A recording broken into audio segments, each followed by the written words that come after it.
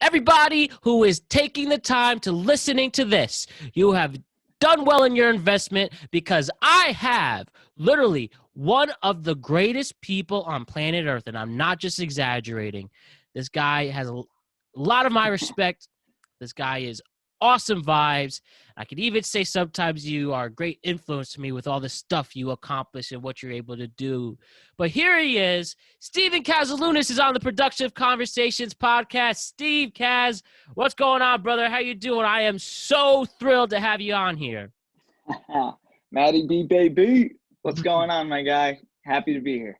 Dude, I'm just thrilled. Like I said, feelings mutual. You're looking great, my dude. We have a nice little setup behind you. I mean, we have the Hall of Famer Champ Bailey in full swing, the Yinglings, and all this other Respect. Thank stuff. you. So, You're right, man. Got to surround yourself with greatness. I mean, seriously, you know what? Look at yourself here in this whole studio. I can't wait to show off more once these COVID cases go down. But Damn right.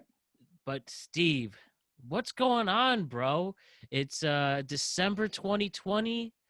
We're about to finally get out of this hellhole. I mean, we got from this podcast, we have 30 days to go. How you feeling, bro? What's going on in the world of Stephen Kazalunas? Dude, every day is another day, man. Yeah. That's it. Just get up and grind, you know. You gotta enjoy it, you know. Things have changed a lot drastically since, starting college, being in college, graduating, working, and then COVID. And now we're here, man. And, you go from having the number one pick in fantasy, picking Christian McCaffrey, life looks good. And next thing you know, you got him in that IR slot. So, you just got to keep going, Mike Davis, you know what I mean? And Mike Davis shows that why we got to keep going, push it wrong. But yeah, why don't we get into that to start it off the bat? Yo, you and I, low key fantasy partners in the way starting the league. Dude, we're in this is our third year in a league in general, and then you and I help us start. Well, I don't know what the league was called last year, but with the Sweetness League this year and all the other fantasy endeavors, bro. Fantasy football. How we feel? How many leagues you in? All right, I'm in 6 leagues. You're in 6 leagues, and it wasn't my choice. It just kind of happened that way. Oh shoot! So yeah, so I knew we were gonna have one. I was at least hoping for one. So I was like, all right, my goal was to do 3. That was my goal. Yeah. So I have this one.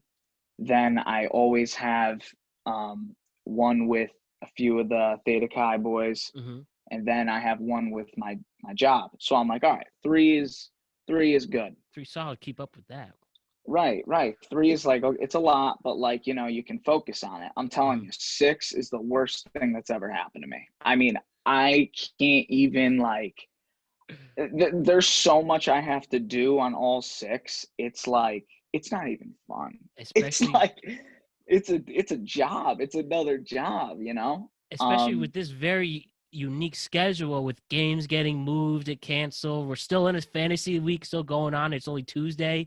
And then we hop right back in on Thursday. Yeah, I'm only doing our league this year because I was just trying to catch up on a million things.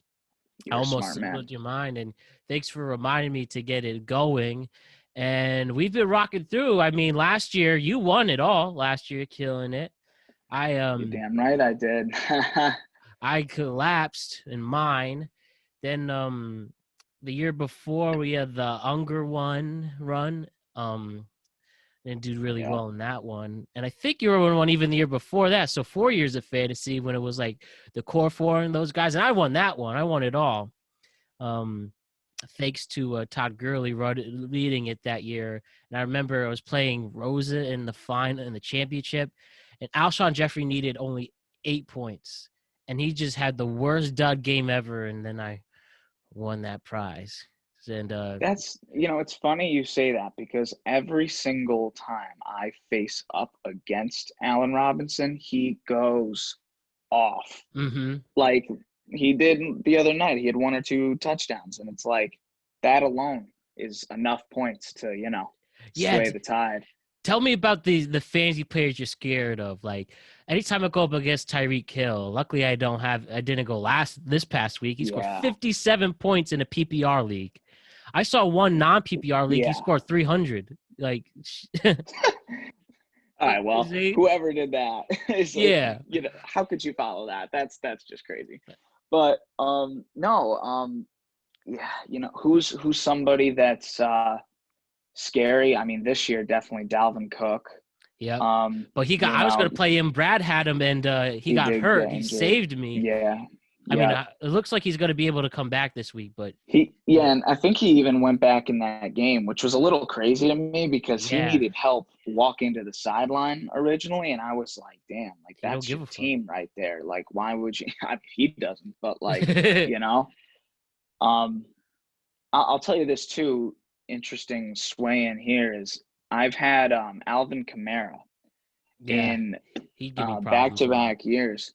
He can, but you know what? He's even before Taysom Hill took over, he doesn't put up enough points now. Like he's been putting up single digits like the last 2 or 3 weeks, and they're saying like his involvement in the offense, and I'm just kind of sitting here scratching my head like, why is he not involved in the offense? This guy has MVP material, and like last year he was kind of disappointing, not a lot of touchdowns. This year, struggling now, and I'm kind of sitting here like, dude, give my guy the ball.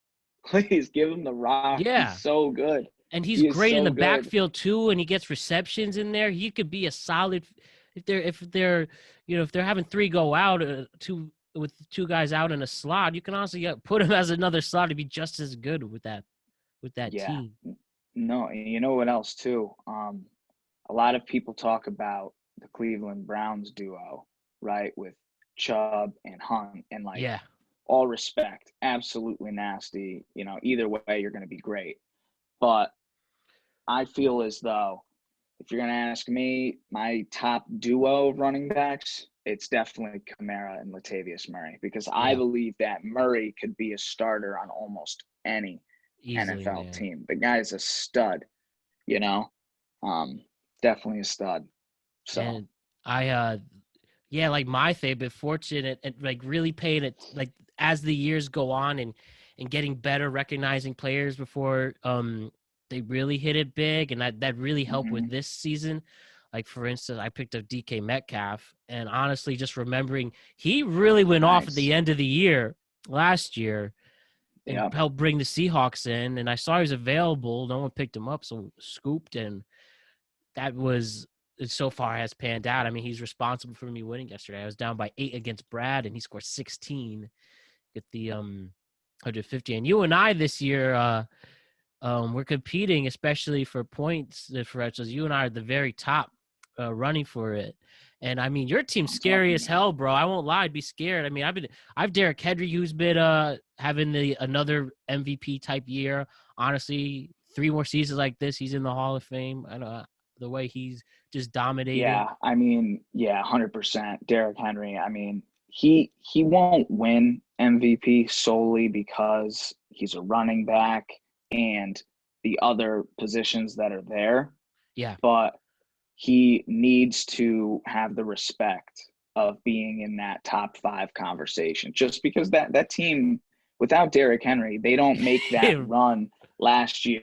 This year, they're like, Ryan Tannehill's doing his job, but he's not going to bring you to the Super Bowl without Derrick Henry. No. Running through 300-pound men for fun. Even with, I mean, they've good wideouts with Davis and Brown, but it's Derrick Henry on a 3 and 10. Yeah. You can actually hand it off to him, and there's a good chance he would get the first down. Yeah. I mean, there's no running back except maybe Zeke who could do that. Yeah, if you give him a head start, man, that guy is going. You don't even need to, but if you do, move. Seriously, move. Oh, for sure. Man. And then luckily been fortunate with picking Josh Allen. I knew that as my quarterback before a lot of other guys, and though he hasn't had He's having wins. In the last 3 weeks, we were not seeing a lot of big 30-point games as you saw, but he's still being consistent. He's hitting what he's projected. He's a good, solid fantasy quarterback. You Yeah. know, like you can win a fantasy football league confidently with Josh Allen. For sure. I had my man Dak, rest in peace. Mm-hmm. You know, went down early. Yeah, that was a tough one. You know, yeah, that was really upsetting because in 4 of my 6 leagues, he was my guy. So that was just really tragic. Definitely a season changer, but more than that, you know, contract year, you hope to see that he still gets it, you know. A lot of respect to him. So we'll see how things turn out in our league. You know, every day is a new story. It's freaky. The last one when playoffs start for our league. Playoffs start next week, so this is the final game of the regular season. So we gotta. Did you win this week, or is it finished yet? I did win this week. It finished last night. Yeah, I had a bro. close matchup with my homeboy Jacob. You know, he scared me last night. He had Russ and Miles Sanders, and I was like, oh man, I'm done. But Chris Carson came to play.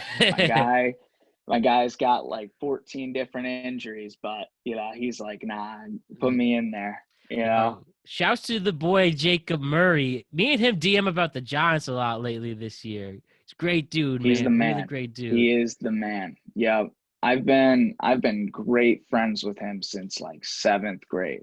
No way. And we're still really close. Talk like every day. So how about that, man? I mean, we all gotta get some brews one day once this COVID shit's over. Oh, for sure. Maybe we should even go see a Giants game. I know they play Denver next year. I'm pretty sure in New York. You don't know. Once that schedule comes out, we're going, bro. I don't care. All right, dude. I'm in. Guaranteed, man. I missed it this year. Last year I saw Giants Bills, and I try to get my game a year, and obviously not this year. So if we see Broncos Giants, that would be a thrill. You know, speaking of that, staying really great game. Hell yeah, dude. Speaking of your Broncos, first of all, I mean, this has been quite this weekend alone. You'd think that was a top story, but with everything going on, with the mess going on, but Steve, first, you are a Denver Broncos fan, and first things first, before we get that, how'd you be? You're from Connecticut. How are you a Denver Broncos fan? All right, so when I was about 8 years old, my parents went out one weekend and took me to either Foxwoods or Mohegan. I think it was Foxwoods. And it was a weird vacation. It was one of those things where I was off from school, so it was either like a Thursday or Monday night football. I remember that. Yep. And my dad went downstairs to go gamble. And so it was just me and my mom in the room, and I turned on the TV and I saw that it was Chargers and Broncos. And it was like, I'm 8 years old just watching this game, and the Broncos had the lead the whole time. I could tell like they were trying so hard, but their starters weren't in, and I loved playing football at the time. I didn't really know. I knew the basics, but I didn't know football then like I do now, Right. And I'm watching the game, and the Chargers start coming back, and it's comes down to the last play, and they score a field goal as time expires. And I remember being so devastated. And ever since that night, I never cared about any team more than I did there. So I just kept following them ever since then. How about that? Yeah, that's what's unique about the NFL is you can have so many fans, and they could live in one place and their team is somewhere else in the country. I think that's one unique about NFL teams. So you do find a lot of stories like that. And do you remember the players on the early Broncos teams that you started to really like? Oh man, like was Tim Tebow your guy when he was playing? Oh my God! So speaking of my guy Timmy, The night that we won the AFC wildcard playoff against the Pittsburgh Steelers. I That think crazy it was comeback. 2011. Yeah. Yeah, I think it was 2011. First play in overtime, 80-yard touchdown Mm-hmm. to Demaryius Thomas. Demarius Thomas. I remember running outside my house, screaming on my Yeah. knees, so happy and full of excitement and just like, oh my God, that just happened. And one of my neighbors actually called my house and asked if I was okay. Because I was More screaming than that loud. okay. I was like, never better. Never better, I That was a hear great that, moment. dude. That was a And great moment. so, I mean, recently, within the last 10 years, you saw two Broncos, twice they saw the Broncos in the Super Bowl. You saw them, Super Bowl Yes. 48, they played the Seahawks, and don't want to We don't have remind to you, talk but it about it. We was a don't have tough to talk loss. about Super Bowl 48, but we can talk about Super Super Bowl Bowl. 50.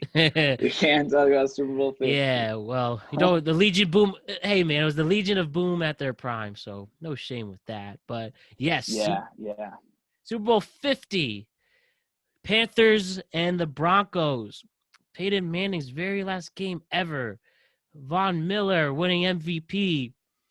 And we all know the infamous fumble of Cam Newton that just won you the Super Bowl. And the week before, you beat Tom Brady and the Patriots in the AFC Championship. Yes, So sir. tell me Yes, about sir. that day, Kaz. Where were you during Super Bowl 50? The day you saw your team, the most important day for an NFL fan, see them win the big game. Where were you? So I was about 25 feet from where I'm sitting right now. I was in my living room with my family. I have learned the hard way from watching close people to me that if your team is in the Super Bowl, you do not go to a Super Bowl party. Yeah, That that is is an unwritten football rule. 101. Yeah, like It's you okay. can't, it's not the same. It's not the same. Like Yeah. if I were to go watch, a regular Super Bowl with friends, I'm drinking beer, we're having a good time, we're watching the game. I'm paying attention for sure because I'm a football fan, Yeah. but I'm not paying attention like when my quarterback is Is on that television mm-hmm. and I'm looking at everything he's doing. I'm trying to I'm trying to freaking smell the game, Right. like I can't have people in the background talking shit.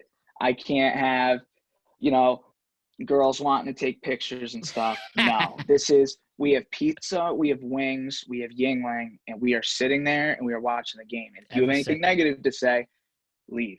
Right. Because Yeah. that's just it. And the only exception is if you're watching the game with really close friends, like a few of you, and you all have the same interests. But you're right. A I think general you got to party. be a fan like of the team too. Like that's Yeah. just me because like I don't want to hear people saying because if your team loses, which I've had the horrible experience of that, Yeah. you don't want people telling you that your team lost. You know what No. I mean? Like you don't need that because it's one of those things where as you get older, you make a mistake. You don't need somebody telling you that you made the mistake. I got it. I know, man. Mm-hmm. But like when your team loses and someone's rubbing it in, it's like, dude, Oh yeah. I have watched this team play for weeks. Yeah. I know everything about this team. I love this team. You feel like a part of you dies when Easily. you lose a Super Bowl. Like the Super Bowl is a lot different from a lot of other championships in sports, Right. because like football, one win is so freaking big. You It play really once is. a week, man, and you got to get back to like you don't have time to mope and be sad about the mistakes you made. You have time to learn and correct them, and that's it. But like each week, that's why every week in football is so important. So when you get to that Super Bowl, you don't know when your next appearance is going to be. I Nope. mean, that was the last time the Broncos were in it in 2015. And It's been a while. I'll A be few honest quarterbacks with since then. a few, yeah. And I'll tell you something, man. With the way that they're looking, I got to give my guy Elway a call because he's got to sign me up there. I'll go. I'll volunteer my time. Like this is, Yeah, we need something different. I saw And they picked up especially when you've Shanahan. got a guy named Mahomes, you got to face him twice a year. Yep. So No, you're 100% on the money with that. I mean, listen, at the end of the day, yes, sports is just sports, but it is our ultimate hobby and our ultimate escape from everything. And I get it, sports are not for everybody, and that's totally fine. But for a lot of people, it is the ultimate escape and distraction. And that's why it makes sense, especially if you wait forever. Like, I get it when people get emotional during these championships because you don't know what's going to happen, especially if you win it and how much joy it provides for people. Like, yes, different sport, but like when the Cubs won the World Series, after right, 108 years, exactly, they waited exactly. over 100 years. There's generations of families who never saw that happy Never. moment. And so it made sense when people got emotional for that stuff. So I hear what you're saying. And yes, you should only watch that moment with someone you really care about, like people you're around that really Mhm. care about to make that special moment. And in my lifetime, I've seen the Giants in 2 Super Bowls. I was alive and breathing. They were in the Super Bowl. The first Super Bowl I remember was Super Bowl 36, which is, I think it's 36, 37, Bucks Raiders. Wow. 2 years before that, the Giants were in against the Ravens that got their ass beat. And but yeah, I've seen them twice, and it's been since 2011 since I saw them, and that's a long See what I mean, time though? ago. And See what I mean? and Like it's that's literally essential. No, it, yeah, a decade ago. Like, yeah, and like we haven't been in the playoffs since 2016. That's 4 years ago. It's been as long as Trump has been in office. No, not even. Obama was still president the last time the Giants were in the wow. playoffs. And Well, hey, it's looking like it may be this year. bro, Might you don't might know how might much. only need 1 or 2 more wins. You might be there. Oh my God, that especially with Philly losing last night, it's huge. Like people are asking me, like I'm so giddy about the Giants being in first. I'm sure Jacob's the same way. I mean, and like when people say, "Oh, your division is horrible," I'm like, literally, first things first. If this was your team, I get it. It's a trashy division, but we're the golden trash bags in this. And the team looks so improved. And if we were in your position, like I have this Chiefs fan who trolls me 24/7. He knows who he is, and he has to remind me how shitty the He's the division is. worst. He told me. He is the worst. He told me three. You're getting 3 wins. Guess what? We beat that, and I'm just tired of people telling me how awful the team is. But you know what? We're making it. Still counts. We'll host our first playoff game. We haven't hosted a playoff game in 9 years either. So you know what? It's time. It's time for the Giants to at least make the playoffs. I get it. We're not. Who knows what's going to happen? But I actually give a shit about my team, even through the worst of it. And you know where I really get the brunt of it is being a Knicks fan. Like Oh, it's like a personal oh man. it's a personal flaw of mine to be a Knicks and a loyal and vocal one. And I was like, first, when the Knicks are good, the amount of fan weather fans coming, just remember who's loyal. Um, like, and especially, I mean, we're seeing more Giant fans being vocal again, and No, I care about my I team. totally hear you. So Yeah, no, yeah. On top of that too, though, it's about the loyal thing and everything to a team.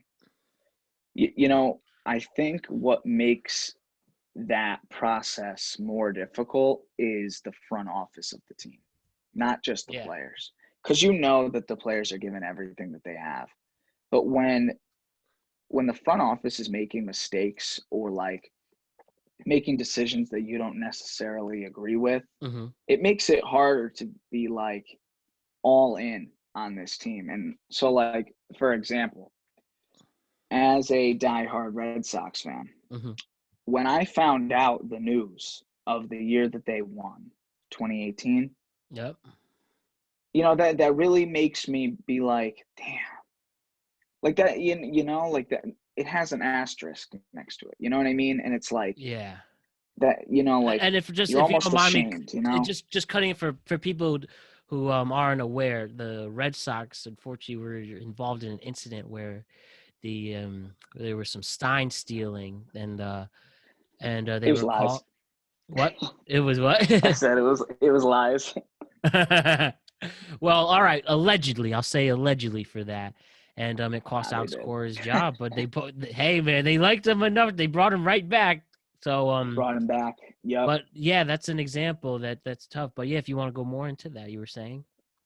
Yeah, it's like it's one of those things where you're like, damn, like I'm not gonna just switch to a different team. You know Mm-hmm. what I mean? Like Can I never. can't just do that. That's not me. But like, you think about when those kind of things happen and you're just like, I'm rooting for this team, like I'm Yeah. buying tickets to these games. I'm watching what's going on.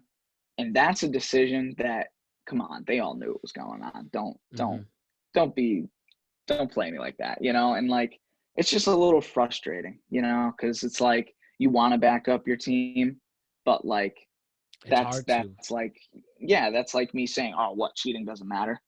That's like me No. saying what the Astros did is totally okay too. You know what I Definitely mean? not. Fuck Like, the Astros, man. I really yeah, listen, man. I hate yep, your Red Sox as you hate my Yankees, and it's fair. We have a it's mutual fair. agreement for the sports hate of our teams. Yeah, fuck the Yankees too. But I like you, Matt Brown. But fuck the Yankees. Exactly. Fuck your Red Sox, but I like you. But for the rest of my life, I legit hate the Astros as much as the Red Sox, and that's saying I something. yeah, I think that is the one thing that Yankees fans and Red Sox fans can agree on is Yes, fuck bro. the Astros. And Fuck oh the my god, Astros. the Astros are so fucking lucky that COVID took away the fans because nobody was letting up. They were getting destroyed in spring training before this all went down. Yeah, and two, on top of that, like how pathetic is it that Rob Manfred Oh my god. really Fuck didn't that give them a guy. punishment, Nope. but instead put forth made the higher priority to protect them versus Hmm. other players.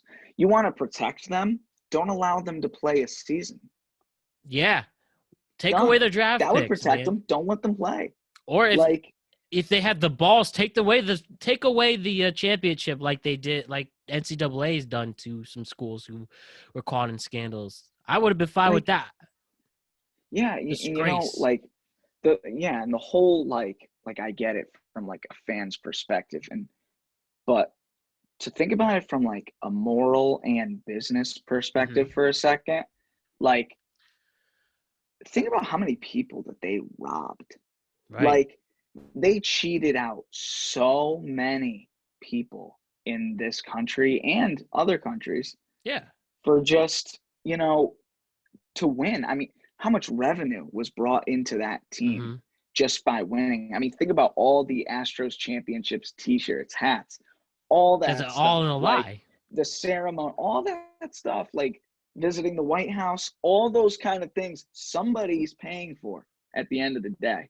And these guys were lying the whole time. And the punishment was Hmm. not, I mean, if that's the punishment, right? If that's like what baseball has decided, like if you cheat, this is the worst it's going to get. Why wouldn't you cheat? Seriously. Yeah. Why wouldn't you? You're only You gonna get a know, slap on you the wrist. So you get to stop. You just do a farm system with your front office instead. Get a new coach and GM every mhm. year, but screw it. Your players are, these players, like they ought to be ashamed of themselves too. Like they worked so damn hard to get there. Like they Yeah. are great players, but like, They didn't need to fuck do that. them, dude. They didn't Fuck need to them. do it. Nah. Seriously fuck them. I mean, they don't. I hope none of them, if they have great careers, fine. None of them deserve a Hall of Fame. But Altuve, hell no. Springer, Correa, Bregman. I mean, Bregman's just a douchebag looking dude, anyways. And then you just add more Yeah, to he his ego. sucks. I hate Bregman. Yeah, he Man, sucks. seriously, Dude. Yeah. Yeah. like that team is a disgrace to baseball and how baseball handled it.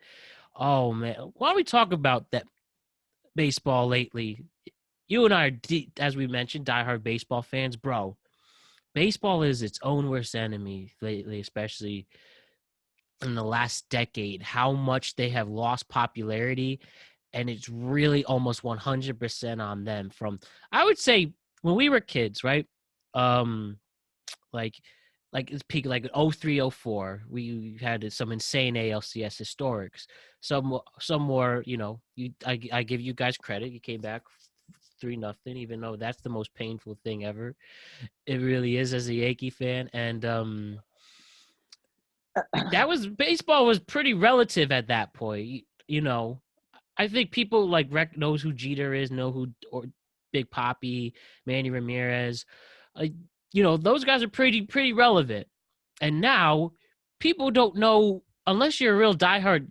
It's hard to say if you're a diehard sports fan if you know some of these baseball players, unless you like baseball. Like, it's sad to say, but I think Aaron Judge is relatively known, but like Mike Trout, Oh yeah. best player in baseball. Nobody knows who that guy is. Mookie Wilson's so freaking amazing to look at. I bet you the average Joe doesn't know who Mookie Wilson is. Baseball has really ruined itself popularity wise for a lot of different reasons. But tell me, Steve, how do you feel about the state of baseball right now, and how it's not getting cool anymore? I think you really hit the nail on the head with that one. Like, they really are their own worst enemy. I mean, it's such a great game. Um, and I think a lot of it has to do with Rob Manfred and the guys around him. Bud Selig It's, sucked before him too. yeah, and they've even considered, like, there's obviously talks about getting rid of this guy, but he's got some powerful friends, and on top of that, that's a process. So who's going to take the job? You know, I mean, look at what Adam Silver has done for the NBA. Oh yeah. I mean, he just put his foot down and took care of it. You know, Yep. I mean, they didn't. I don't think they had a single positive COVID test within that bubble. I really don't believe that they did. Nope. And if they did, they kept it low profile and they just took care of business. And they had a great season with Yes, no bumps. I mean, the look at what NBA the was able NFL's to doing. have finished their season with putting their bubble in Disney World. Yeah, yeah, and now you've got this with they had they had the players get visited by their families at a certain point in time in the Yep. season. I mean, they really did it with, they just worked together and they got it done. Mm-hmm. And you look at the leadership for these other sports, and it should be eye-opening to Yeah. a sports fan who sees it from a business side too. Like, these guys are jokes. They don't know what they're doing. Yeah. And, baseball, I mean, it's sad to say, but like basketball, for instance, so many players are so marketable. You've got Mm-hmm. LeBron James, Zion. I mean, you say those names and you got to pay a fee, but Right. then you go to baseball and it's like, you have probably the most diverse players of any sport in the country. Easily. And you choose to limit what they can do. There's actually a rule for the kinds of colors and the amount of each of those colors that players can have on their cleats. Yeah, that's just so stupid, man.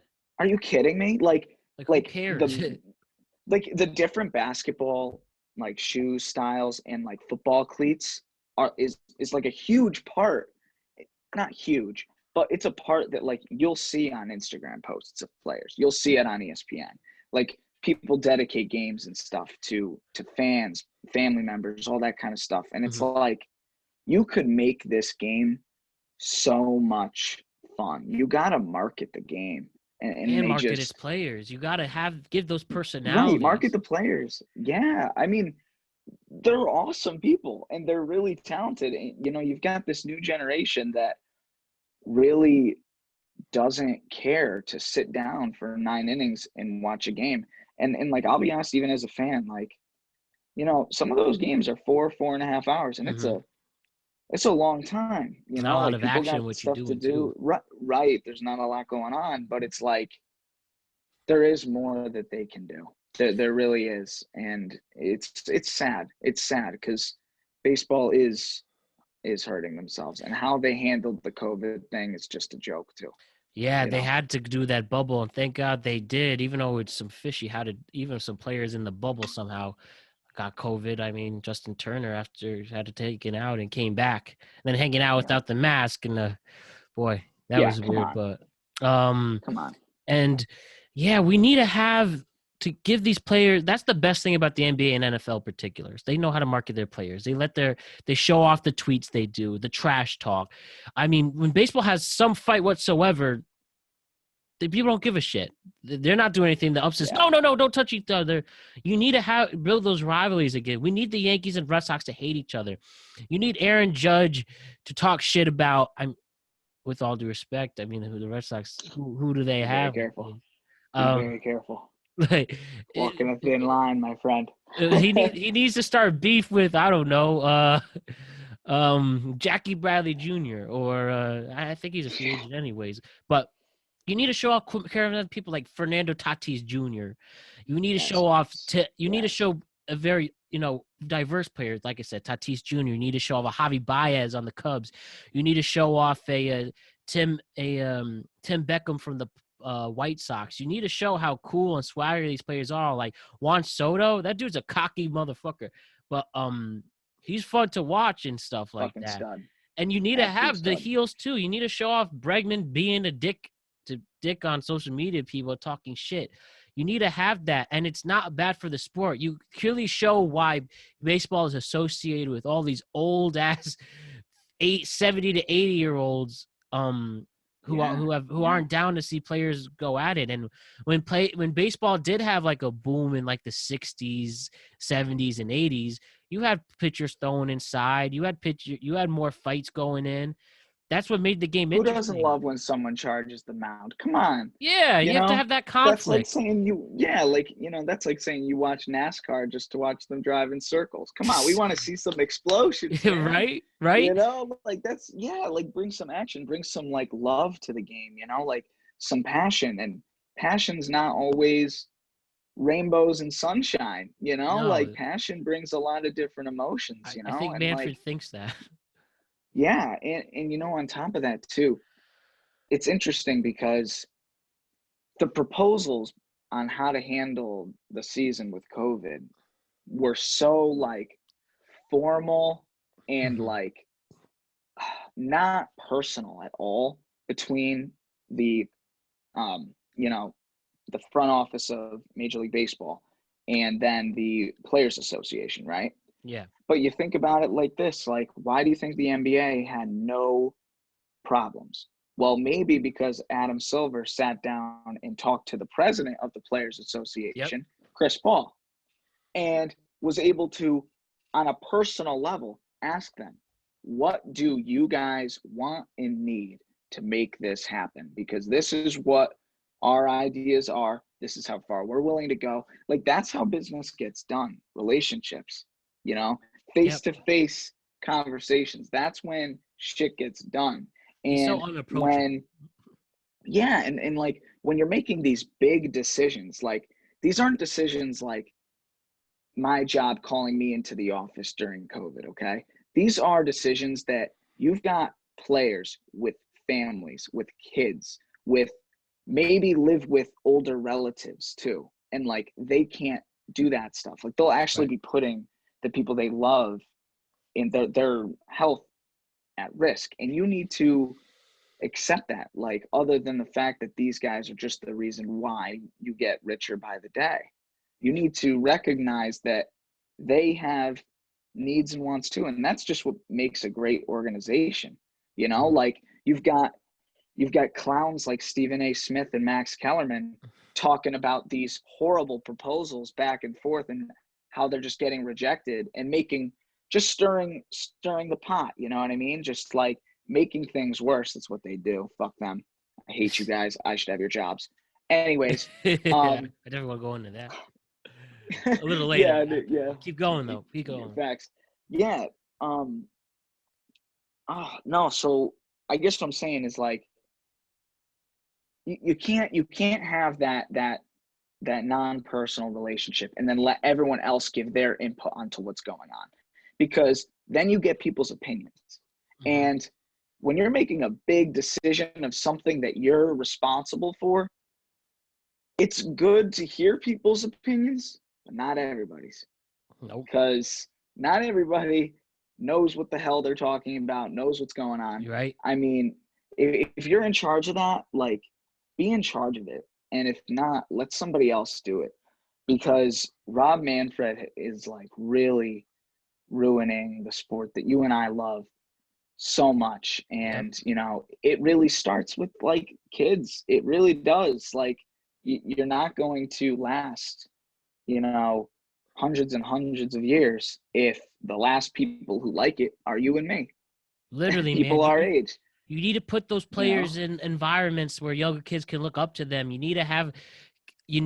these superhero types. Like when we have the Yankees Red Sox and that peak, and you know they were literally fighting with each other. When you had Manny, Big Papi, Jeter, A-Rod. You need to have those guys who were cool, looked up to. You need to feature them on random shows. You need to put them in TikToks. You need to put them Yeah. you need to put them on these talk shows. You need to put them in places where people see and care about them. And Yeah. we need to Yeah. have Right. players like Jeter. Jeter, we all know Jeter has some history. He's dating all these famous actors and actresses. You need to find those players who are, you know, cool, getting to know the No, next big yeah. YouTuber I star know and you want to stuff. connect with them. Like, these are guys like you see them on ESPN dunking, but you want to see what they do after practice too, you know? Yeah, and And like sorry. Go. I was just saying that ESPN barely puts baseball on. Barely. I mean, it's not as bad as hockey, but you know, when does First Take talk about baseball? Never. ESPN is the worst, man. Oh I man. am so disappointed in the development of that TV show, of that channel. I mean, seriously though. Like, Yeah. ESPN has taken a great thing and made Right. it into entertainment now. You know what I'm saying? Oh man, Like, sometimes you feel they've dumbed down and they don't do, and baseball hasn't done anything interesting to make them that way. And I think there's also rules with the rights on baseball. Like baseball wants people to go to their network, but that's hard because um it's not yeah. carried and stuff like that. And like they have Hmm. all these exclusive rights to MLB Network over an ESPN, a Bleacher Report, and the Zone, and they need to allow Yeah, that to all this happen stuff. so those other outlets can promote the sport and make it relevant and cool. And as long as they can Hmm. also speed up, um, they just need to speed up their game. I do agree with that. Figure out one way or the other, and maybe do they really need to play 162 games? Yeah, Maybe you know, figure out how to yeah. make it shorter. Let me expand on that, right? Like, um, with Yes, please baseball, do. I don't think the solution is like one thing. You know Yeah, what I mean? I think they need to do a lot of things, I and it agree. needs to be a process. You know what I mean? Like you're right, 162 games. Like, damn, that's a long freaking time. Like, Hmm. you know, like these players have like, I mean, to think about all the traveling Yeah, and and really everything, the time away from your families and stuff, like maybe that's also a part of the reason why people don't like it. Like, because every game, like think about it, in football, every game is so important right. because there's not a lot, Nope. you know. And in basketball too, like 82 is still a lot, but you know, you kind of get a feel that with 82, like, you know, the spread of how the teams should be laid out in for the playoff picture, it comes out pretty accurately. And Right. you know, like with baseball, I mean, 162 games. I mean, if they do anything right, like maybe extend spring training, because spring training's got to be spring training, Yeah, and they there's no way that the season can end in any other month except October. nope, So they got to do something, but for sure. you know, maybe spread it out, shorten it, something. But like you said, market the players. You know, shorten the season. I mean, there's got to be limitations to some of this stuff, and like, you know, I know the instant replay is like a huge thing, I think like, the coaches' challenges is good because umpires make mistakes. Oh yeah. But on top of that, umpires are part of baseball.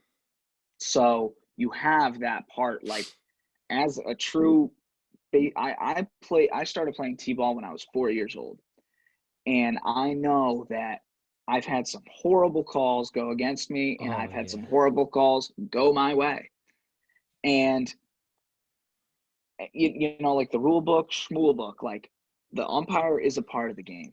And that's something that they need to really figure out. Like you should really have people watching every single pitch, every single play in the background, like pay those people, have them ready to go. So that way, when a crazy play happens, it doesn't take 15 minutes Yeah, it does to take come for a up with a while to. decision. And then, because then also a big call happens, and then the coach comes out and starts spitting at the umpire. Then he gets ejected, and that's another 20 minutes. You know Right. what I mean? Like that kind of thing, that kind of time Mm-hmm. can't happen in a game that takes up like an eighth of a fucking day. Right, yeah. Like, You're you totally know, right, bro. And I mean, we could trust that an NFL game will be 3 hours no matter what, and an NBA mm-hmm, 2 hours. And I get it; those are time sanctioned games, but you just mm-hmm, have to figure out a way to. That's why I don't mind at this moment they have the extra guy on second, extra inning rule. I don't mind in the regular season. I really don't. I just think the mm-hmm. players should get another chance with that. They just have to up in the stakes.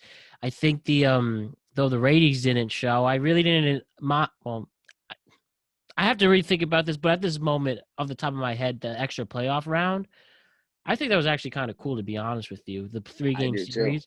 You should definitely have more playoff games than regular Yeah. season games. You have 162 games. Yeah, so Like, how many more games do you need to play without injuring the best players in order to find out who needs to be in the order in the playoffs? Like, I think that's what they should do, focus on that. The only yeah, thing is I just make sure you have enough playoff teams so it's a little less than half. You can't have everybody go to the playoffs, but yeah, figure out yeah, yeah. some way to do that. Maybe just a second wild card and just have two extra teams would be kind of cool with that. Or I should say a third wild card and have some type of series in Mm-hmm. that way. Have like how the NFL's new playoff system.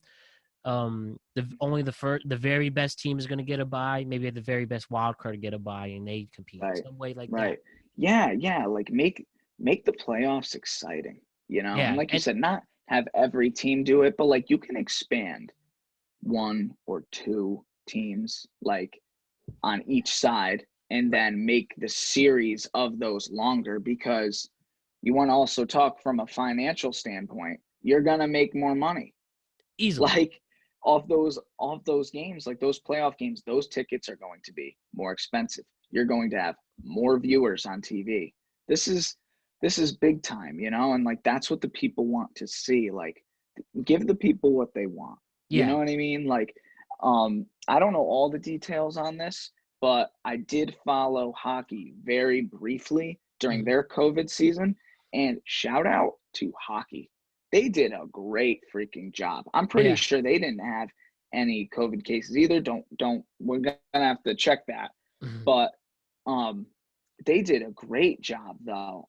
They just had, the best teams, whatever amount it was, and just all of them go at it for 7 game series. I mean, you want to talk about Yeah. intense, Playoff like, hockey's you great. know, yeah, yeah, for real. And like it really is great. Mhm. But that like what a great job that was, and hockey does not get the attention that it deserves, No, unfortunately. it's worse I for mean, I'll them be than honest, like I wish baseball. I watched it more too. Yeah, it Yeah. is. It's harder for them, just because of I think the attractiveness of the sport in the Yeah. country. It's just not, Not diverse players unless either.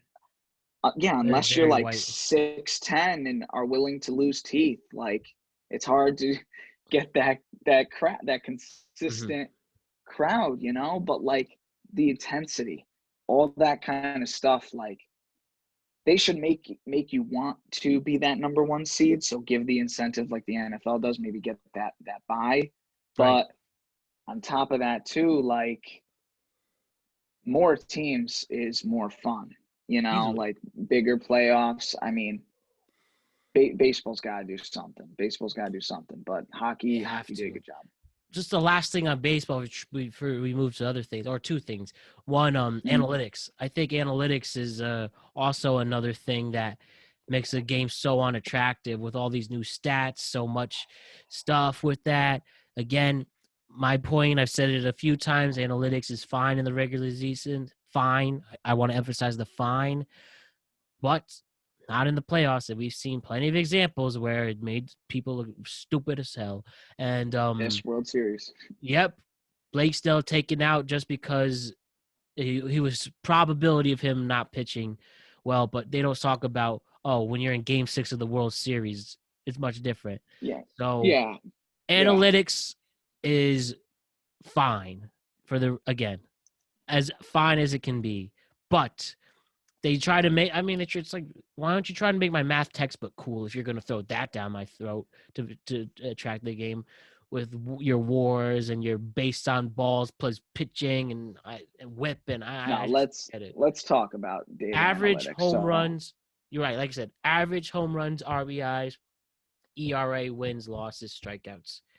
That's all that should really on focus base on. percentage. On base Can't forget percentage too, that one. very, very That one is important. important.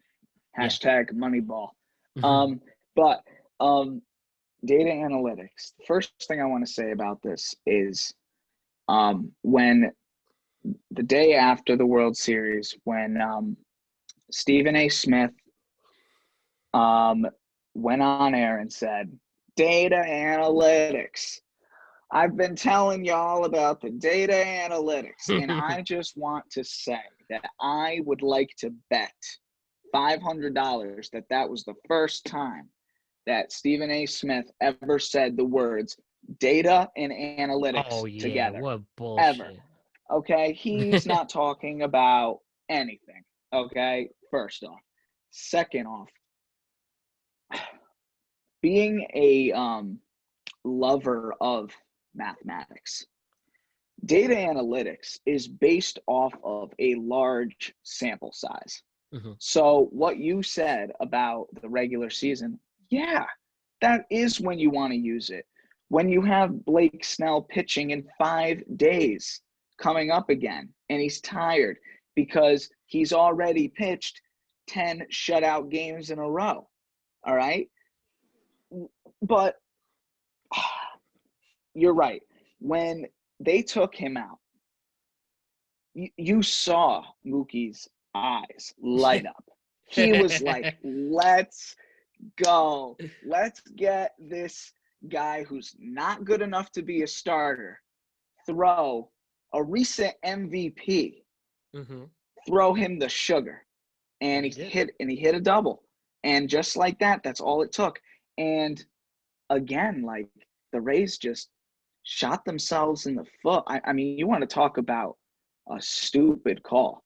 And, I get it. Like data analytics got you there. But if you're going to use data analytics, you got to use the right sample size, meaning how is Blake Snell's performance in the playoffs? What is his performance against facing the lineup for the third time? What's his performance against these players? You know what I'm saying? Like, Yep. there were so many. That's why it's so good for the large sample size. But when you have so many distinct parameters, and not only that, but in sports, momentum's everything. It Oh is yeah, duh. everything. I mean, this guy gave up one hit, He and struck you're out the gonna three big take him guys. out. I Bellinger struck know. out. Didn't he? At that point, he struck him out twice. Mookie was struck 2 strikeouts. Cody Bellinger, Corey Seager, strikeout, I mean, strikeout, what are you strikeout. doing? And a What are you doing? computer said, And you've "Take got him a out." Dodgers team that, okay, they faced a couple teams that cheated, but they didn't get the job done before. And that should show you that they might not again this time. So put the pressure on. Like, I'm not taking Blake Snell out until someone hits a home run off him in that situation. At that And point, yeah. honestly, I would probably just even do a mound visit I'm not going to take that's the craziest thing I've ever heard. Like the guy's throwing maybe his best career game in The the game of his hottest life. game. Like, yeah, like that's like that your adrenaline pumping. Like he has one job, and it's to throw the ball past the batter within a box that is imaginary.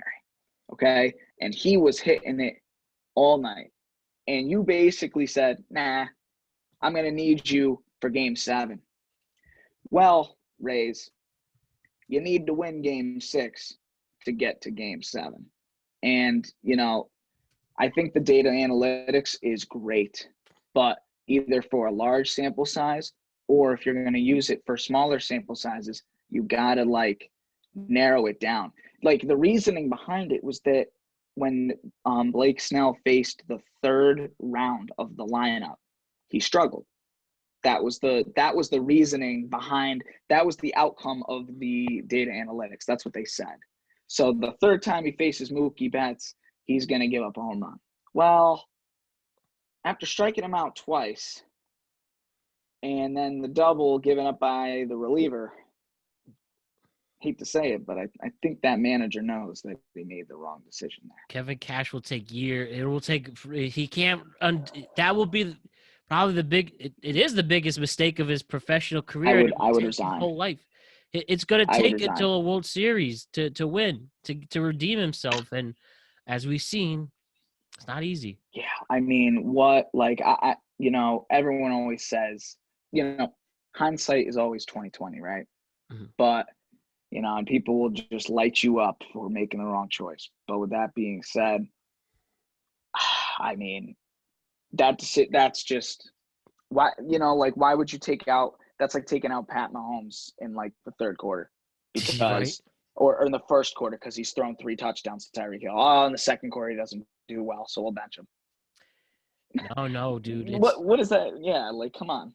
I can't live with what ifs, and he has the biggest what if until he wins the World Series again, and I bet you it still haunts him. I think he's got to win more than one to make up for right. that, because that's a lost one. So winning one is showing that you can do it. Winning 2 is that was to make up for the last one.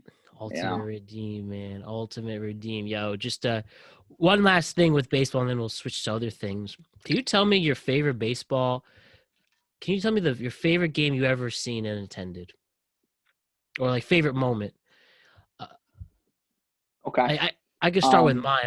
Or you want to start with yours too? No, go ahead. Cool. I have 2 moments.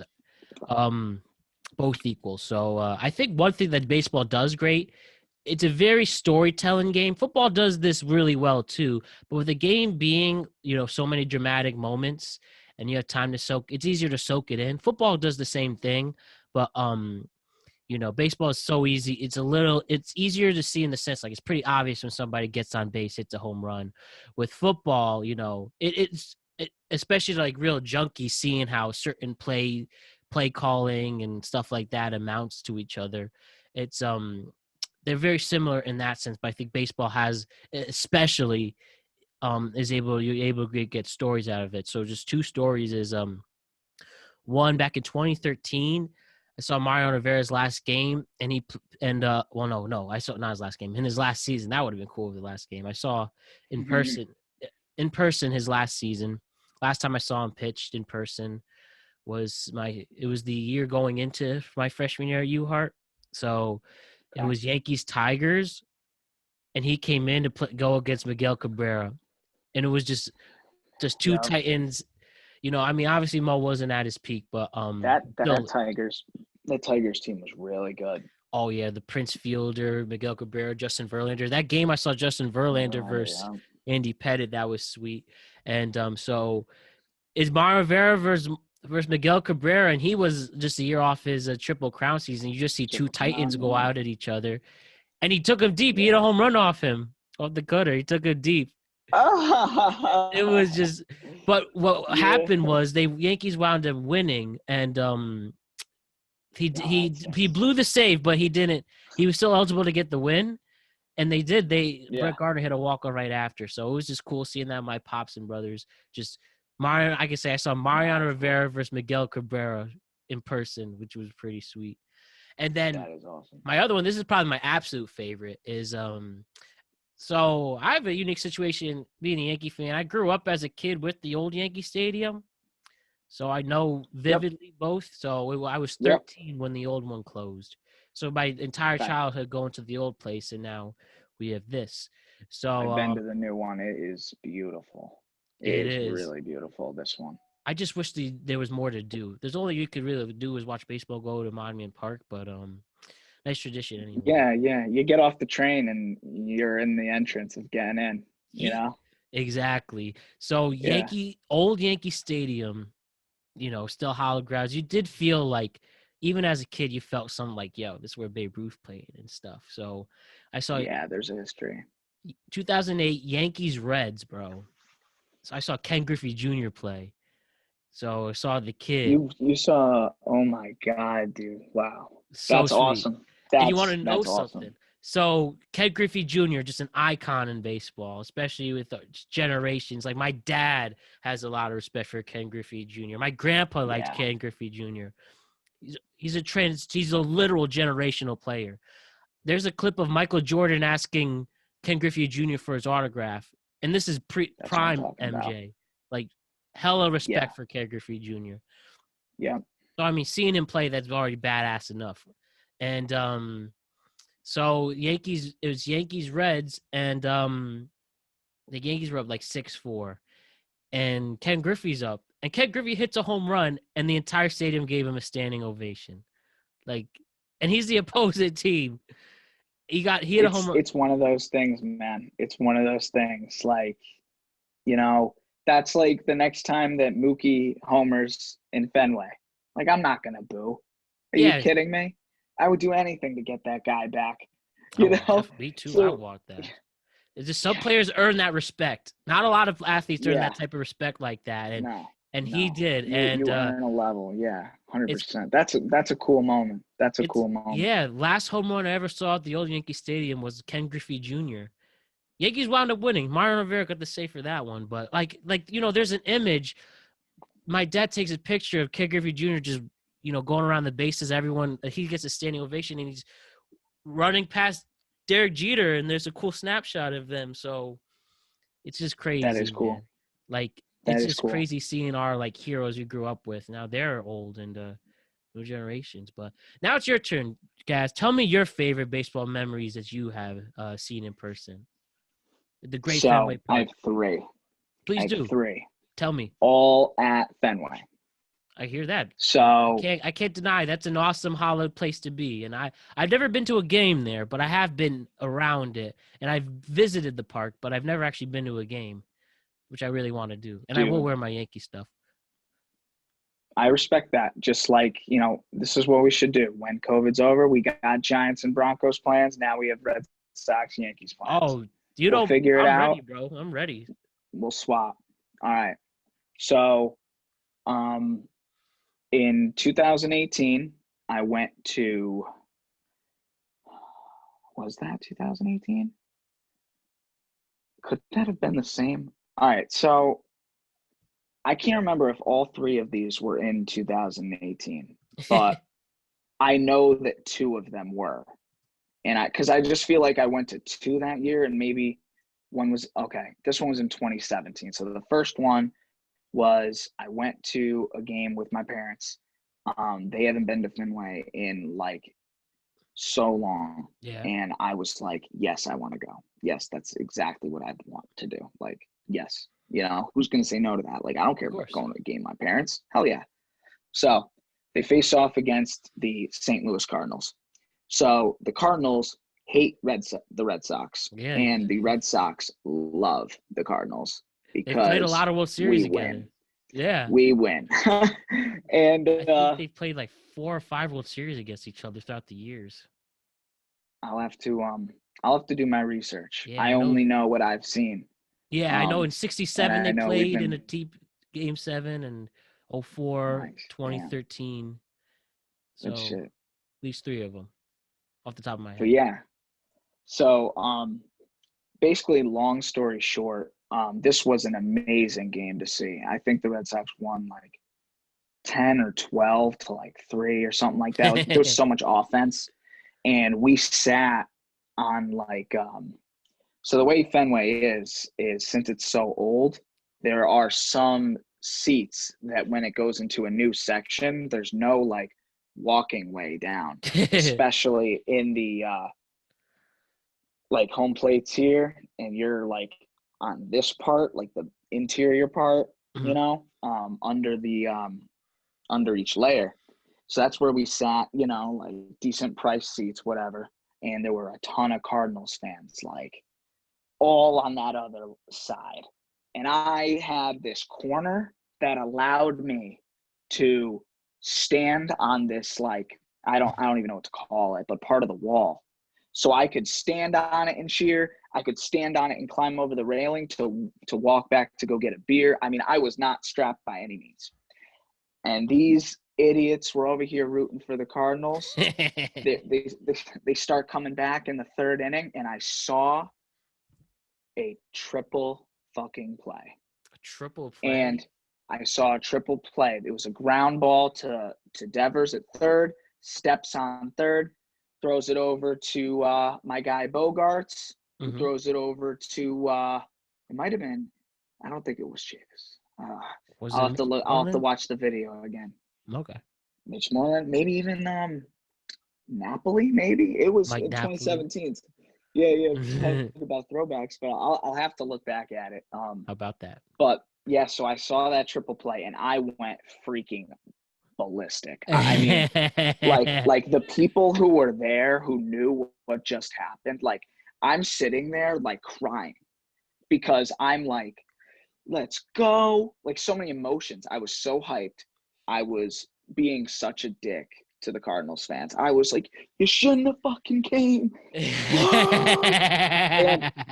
and I'm also like in my feels because I'm like, dude, like I might not ever see this especially in person ever again. Yeah, like this that was so amazing. Like before ESPN posts it, before they start putting it on the live screen, I was watching with my two eyes, no phones, and I'm just like what an amazing moment. So that was one. That's great to hear, especially the no phone part. Yeah, dude, like I don't need that shit. And then this was in 2018 where I caught this guy. Oh shoot. Yep, I have it right on my desk. Chris Sale threw that pitch, and the third baseman for the A's. Why am I blanking on his name? Chapman.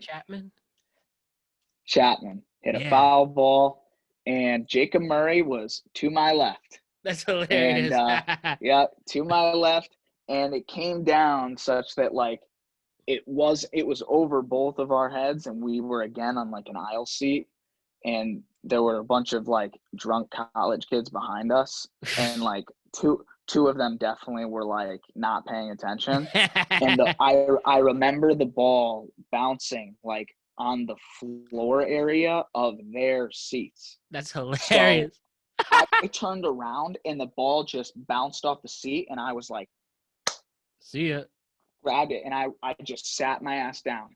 I didn't even celebrate. I was just like, were people like, yeah, you got the ball? People were like, who caught it? And I was like, because I got this now in the fourth inning of the game. So I'm like, I need to hold on to this thing with my life for the next 5 innings. I even considered leaving. I was like, this is it. Like, this is forever, you know? And I remember at that moment, Jacob literally looked at me like just in absolute awe. Like, no how? Like, so jealous, you know? So every time he comes over, I always toss it to him and he plays with it because, like, you know, that's like that something happened that day, you know? That's sweet, man. Yeah, man. I've never gotten a foul ball. The closest thing my brother got a batting practice home run at the old Yankee Stadium from some White Sox player. I couldn't tell you who it was. And then my dad at Shea Stadium, my dad's a Met fan. I went, And we were able to That sucks. get yeah, doesn't it? We got the last ever Shea Stadium game I went to with him was Mhm.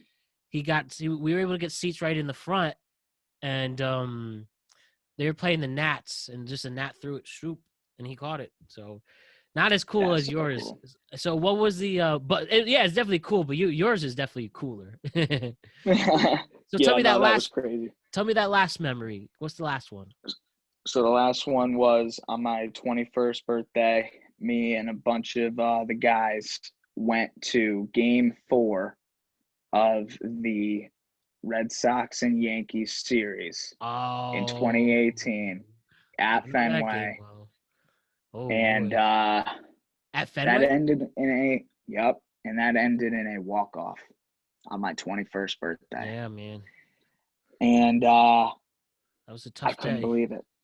That That was a was a tough great week.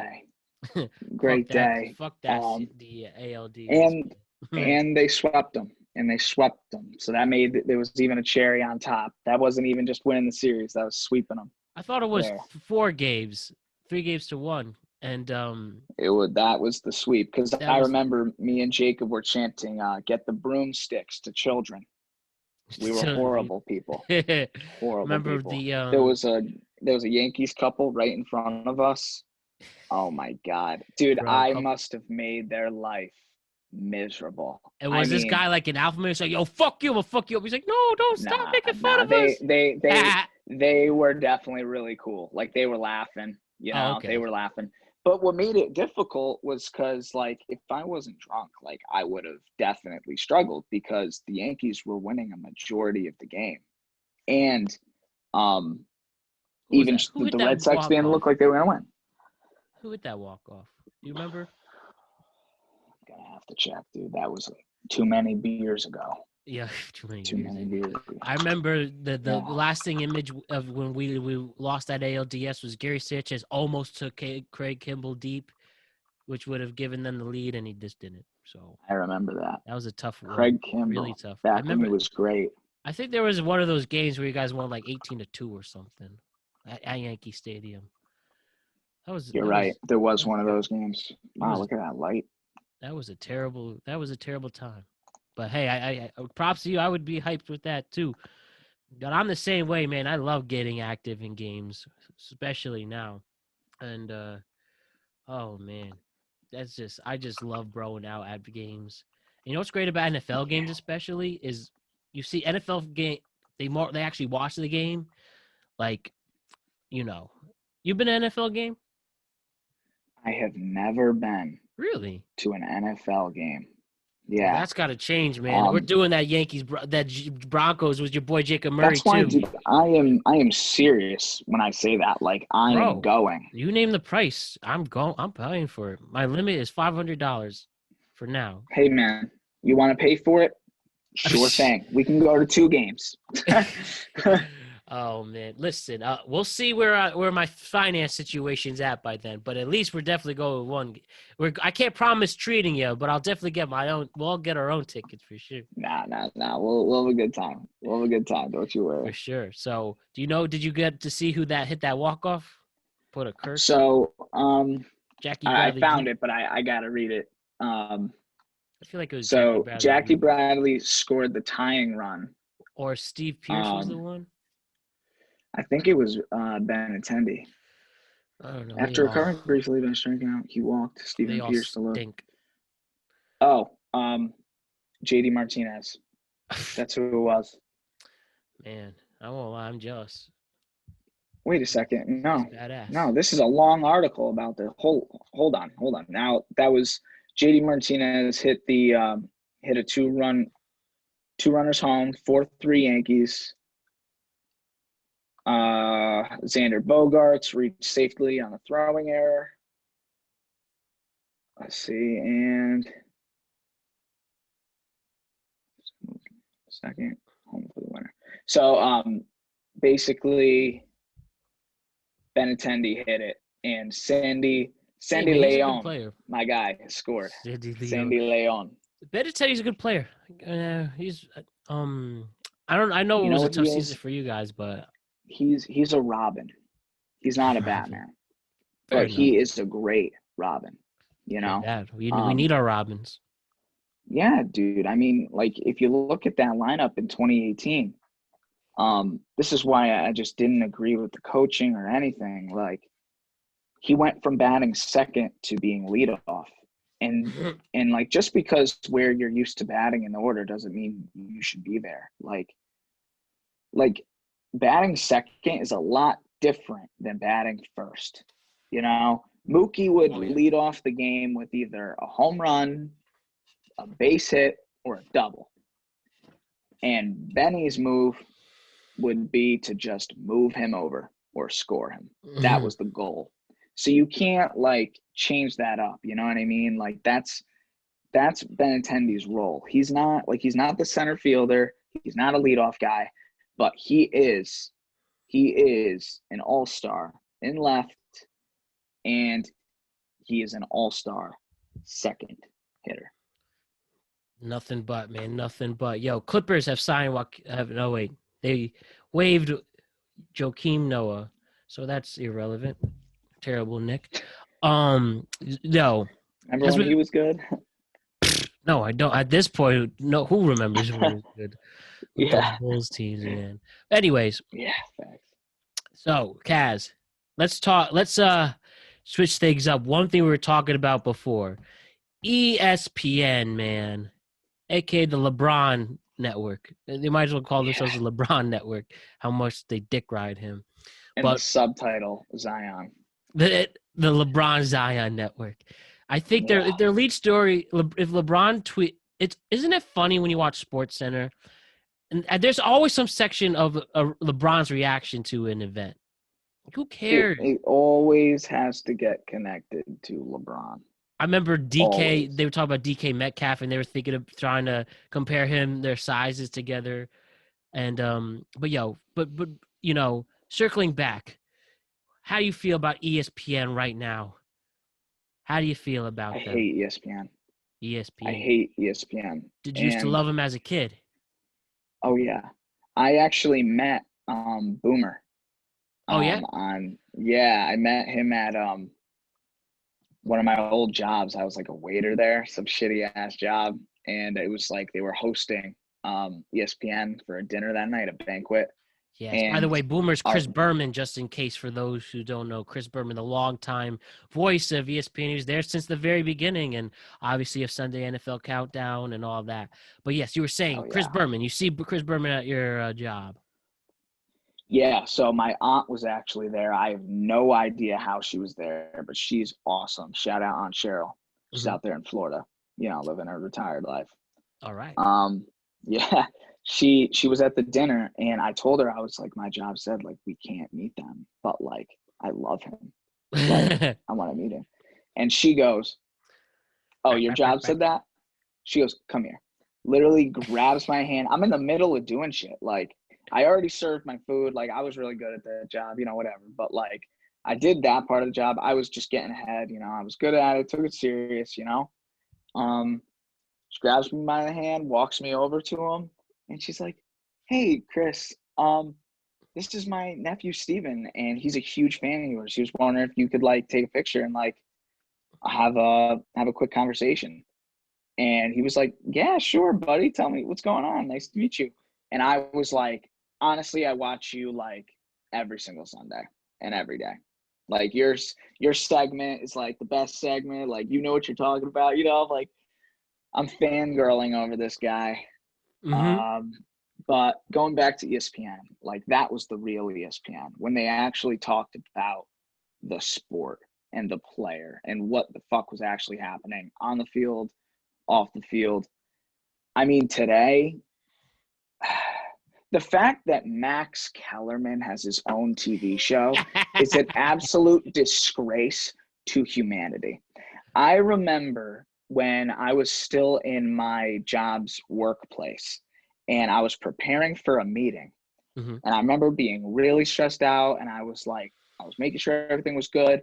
And I get like a notification on my phone from ESPN. And what it is saying Max Kellerman writes a detailed report on how a Phillip Rivers on the Chargers trade to the New England Patriots for Tom Brady would make sense for both teams. And that man gets paid millions of dollars to literally throw up on a Word document and spit it out, and somebody makes it look nicer. And he actually believes like what I think ESPN has done is they take the people who say the most outrageous things in the most outrageous reaction, and those people get the prime time. Stephen A. Smith and Max Kellerman are perfect examples of that. I mean, these guys have nothing else to talk about other than the drama and the bullshit. I remember a game, me and Jackson, the Chiefs fan, fuck the Chiefs. We still like laugh about a time like when we were younger, there was a Thursday night football game between the Chiefs and the Broncos. And you can find the video on YouTube. And Stephen A. Smith literally said like 3 or 4 players on the Chiefs who he was excited to see, who either weren't on the team anymore, were retired, were injured for the season. Yeah. I mean, this was like mid-season. And he was talking, I forget the exact players, but he said one player, and it might have been Max Kellerman who actually came in with the research and said he hasn't played all season. After Stephen A. Smith goes, what's his word? That's blasphemous. Blasphemous. That's it. Yeah. I remember him saying a player who was having a great season, and Max Kellerman goes, he's been hurt all year. And like Stephen A's face, oh. And I'm just like, how? Like it's really frustrating for sports fans because the shit that they're talking about gives me anxiety because it's not fucking true. It's just their radical opinion that they get to yell louder than other educated people. Yeah. You know? Like, I don't think that they're sports analysts. I think that they are reporters of whatever their lines say and entertaining and just saying like, you know, crazy reactions to strong topics. Yeah. You know what I mean? Like really, like they hammered, like Stephen A. Smith on the World Series screaming about data analytics. Like, have you ever actually opened up like a file like that and analyzed it? You know what I mean? Like, has he done the work? And like, I get it. They, you know, their careers have taken off and they got to where they did. They must have done a few things right. But all I know is where they're at now, getting paid that much money to be wrong and to like talk about nonsense. I mean, it's really upsetting. You know, it's really upsetting. And there's so much tunnel vision with ESPN, like you said with LeBron. I mean, how many times do you think ESPN has talked about Ja Morant in comparison to Zion?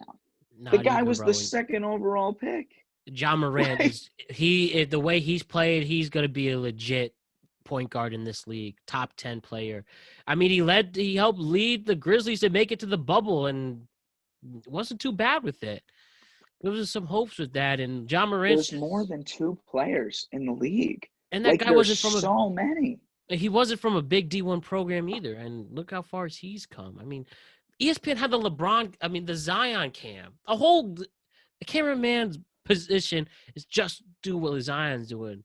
Like, you're just easy parroting of yourself. Listen, I hear you out with these ESPN takes that it's more tabloid because they're trying all the sports outlets do this now. It's about who has the most outrageous takes to get, you know, numbers and viewers. Yeah. Because at the end of the day, that's whether you're right or wrong, the numbers don't lie regarding your ratings. I won't lie. I love Stephen A. I think he's great.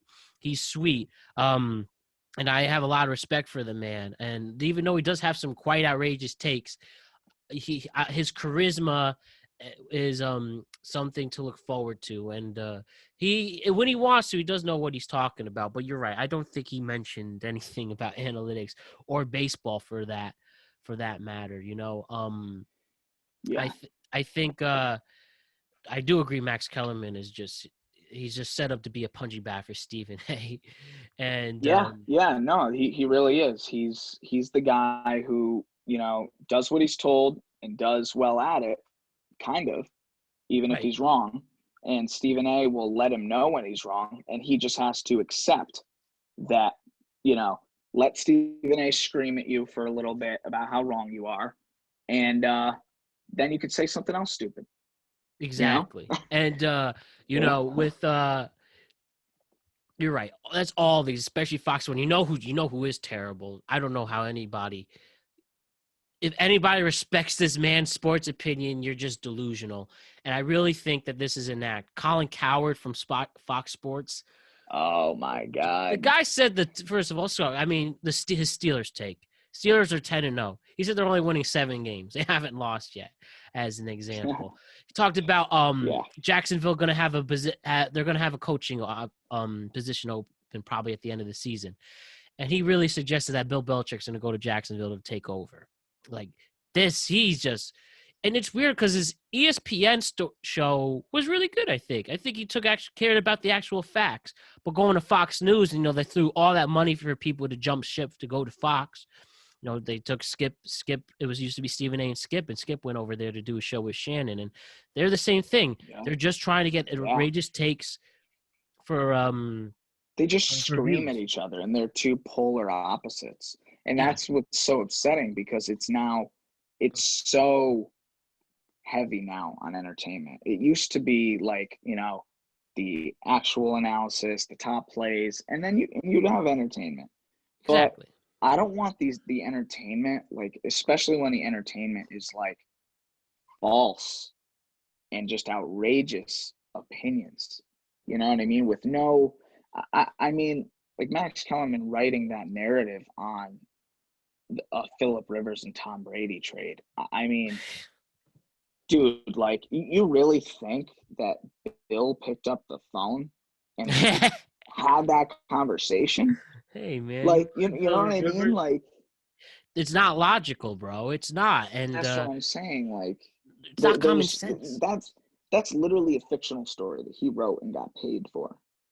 Like, and that's what makes me mad. Like, okay, I get it. Like, it's your job. You're not going to be right all the time. But that's not being right or wrong. That's being blasphemous. That is being crazy. Like that's just not practical. And I would really like to hear more about where those two individuals were considering for free agency for all their reasons, rather than just some absurd trade that you wrote in your laptop. You just were trying to. They're really gonna just think of days of like. So I don't know. Have you ever heard of the sports radio host Mike Francesa? You ever heard of him? Yes. I'm sure you're very familiar. You know him, very familiar Mets, with right? him. Mets? He was the WFAN guy. He had the afternoon show for many years.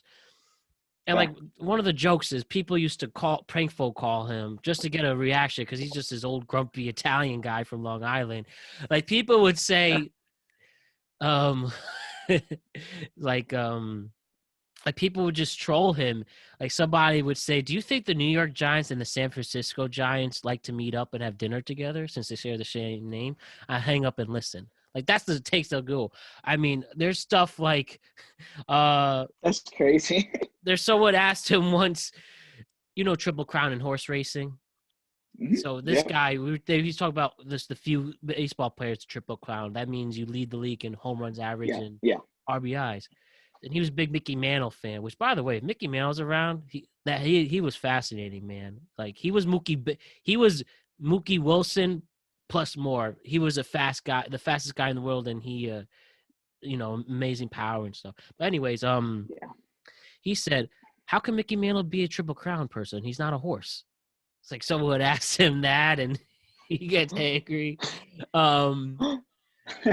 some of the jokes, like Jason Giambi, big Yankee. He was the Yankee first baseman for many years Yep. and caught with the roids and stuff. And people call him all the time. It's like, do you think Jason Giambi should get the available Yankee manager job? I'll hang up and listen. And they would do it all the time. And then he just feeds in and gets pissed off at them. It's like, don't call me. You could hear he wanted to swear. It's like, you're all morons. That being your job, man. Yeah. Imagine that being your job, getting calls like that. I'd go along with it, like, screw it. Every once in a while, he does go around. He went around, like someone said, do you think when Jeter retired, he will be the new shortstop for the Mets? And one time he's like, you know what? I do think it's possible. I think Derek Jeter will come out of retirement and be the shortstop for the Mets. Every once in a while, but most of the time they just took advantage of his crankiness. But he is a legend in and outright, and it was just towards the end they just would troll like that. But bringing all that up, that's the type of stuff these guys are gonna say, like just to get ratings, just like the news like the regular news outlets are questions doing it. Are there real questions? Are there real like topics of discussion? They're starting to know. It's really sad because there is so much to cover. Like when there's nothing to cover from an ESPN perspective, like there's so many sports and there's so many players within those sports. Like they could really get like, some stuff on them, make it personal. And you have some legit like journalists who will go into, whether you're like a Katie Nolan, Rachel Nichols, who is this guy I love on ESPN. I absolutely love him. Is SVP Scott Van Pelt. I think he's awesome. He's the only personality that I think he reports the news. He actually reports. He has legit takes, has dope opinions, but he doesn't try to stoop down he doesn't dumb down himself to get more ratings. Like he earns the respect and he's great on it. And if only more people took his job seriously like him. Yeah. And, on top of that too, he creates those personal relationships that we were like talking about before too. Yeah. Like he'll call people at freaking midnight to get a take, Right. Like he's just doing his job, but he loves it. Like that man deserves that show. And like, I'll watch it like when it's on. Like he is awesome the man. He is. Yes. He is. He's just a credible analyst. And I think that's what like the biggest thing for me is, like if you're going to be making these takes and doing this analysis, just be right. And if you don't know, or if you're wrong, admit it. Don't come up with this bullshit. You know what I mean? Because that's just kind of, you're wasting a lot of people's times, Definitely, man. ESPN definitely won't go away. Hopefully, I guess that at the end of the day, they have to do what they have to do to get the viewers' attention. But hopefully there'll be, I'm sure they can trust that they will be a way to, you can actually report sports news, and you don't have to be dumbed down and be an idiot while reporting that. And you don't have to give obvious bias towards certain players. You have to show off more people than LeBron and Zion. LaMelo Ball's probably next. He's going to get a lot of love. Oh my God. Show everybody in these other sports because they are worth exploring, Yeah, I mean, they're pros too. Like these are real people, and there's more than just that select few, for them to cover. And there's more that they could be covering too. Not just all these fake free agency theories, stupid analysts. Personally on ESPN, like I love the when they show the catch percentage of touchdown catches in the end zone, that like it's like a 3.7% chance at making the catch, and like the receiver catches it. Like I love those takes. I mean, those takes are cool. It is interesting. I will say that, but also at the same time, I'm a nerd, so like, like, no, I hear what you're saying, and that is cool. But, like that type of stats cool when it comes to those analytics, but not the, if we're talking like football, how many snaps and if he goes to the right at a certain speed, how many, when they dumb down like that, like that's what I'm saying. Right. Something simple like that, obvious. He has a 3.2 chance of catching it. Good, I get it. And you see like the DK Metcalf, and you got those 3.2.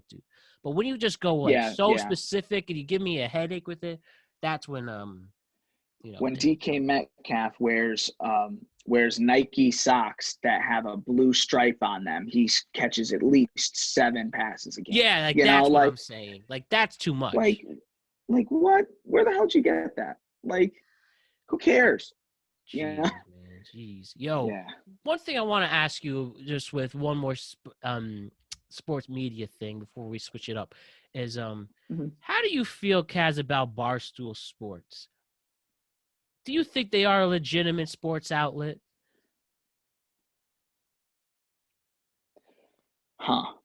That's an interesting question. If you ask me a few, I'll go. You say. Yeah. So I think what I have to say about that is what's interesting about Barstool is that the reporters and analysts there are all biased towards some team in one shape or another.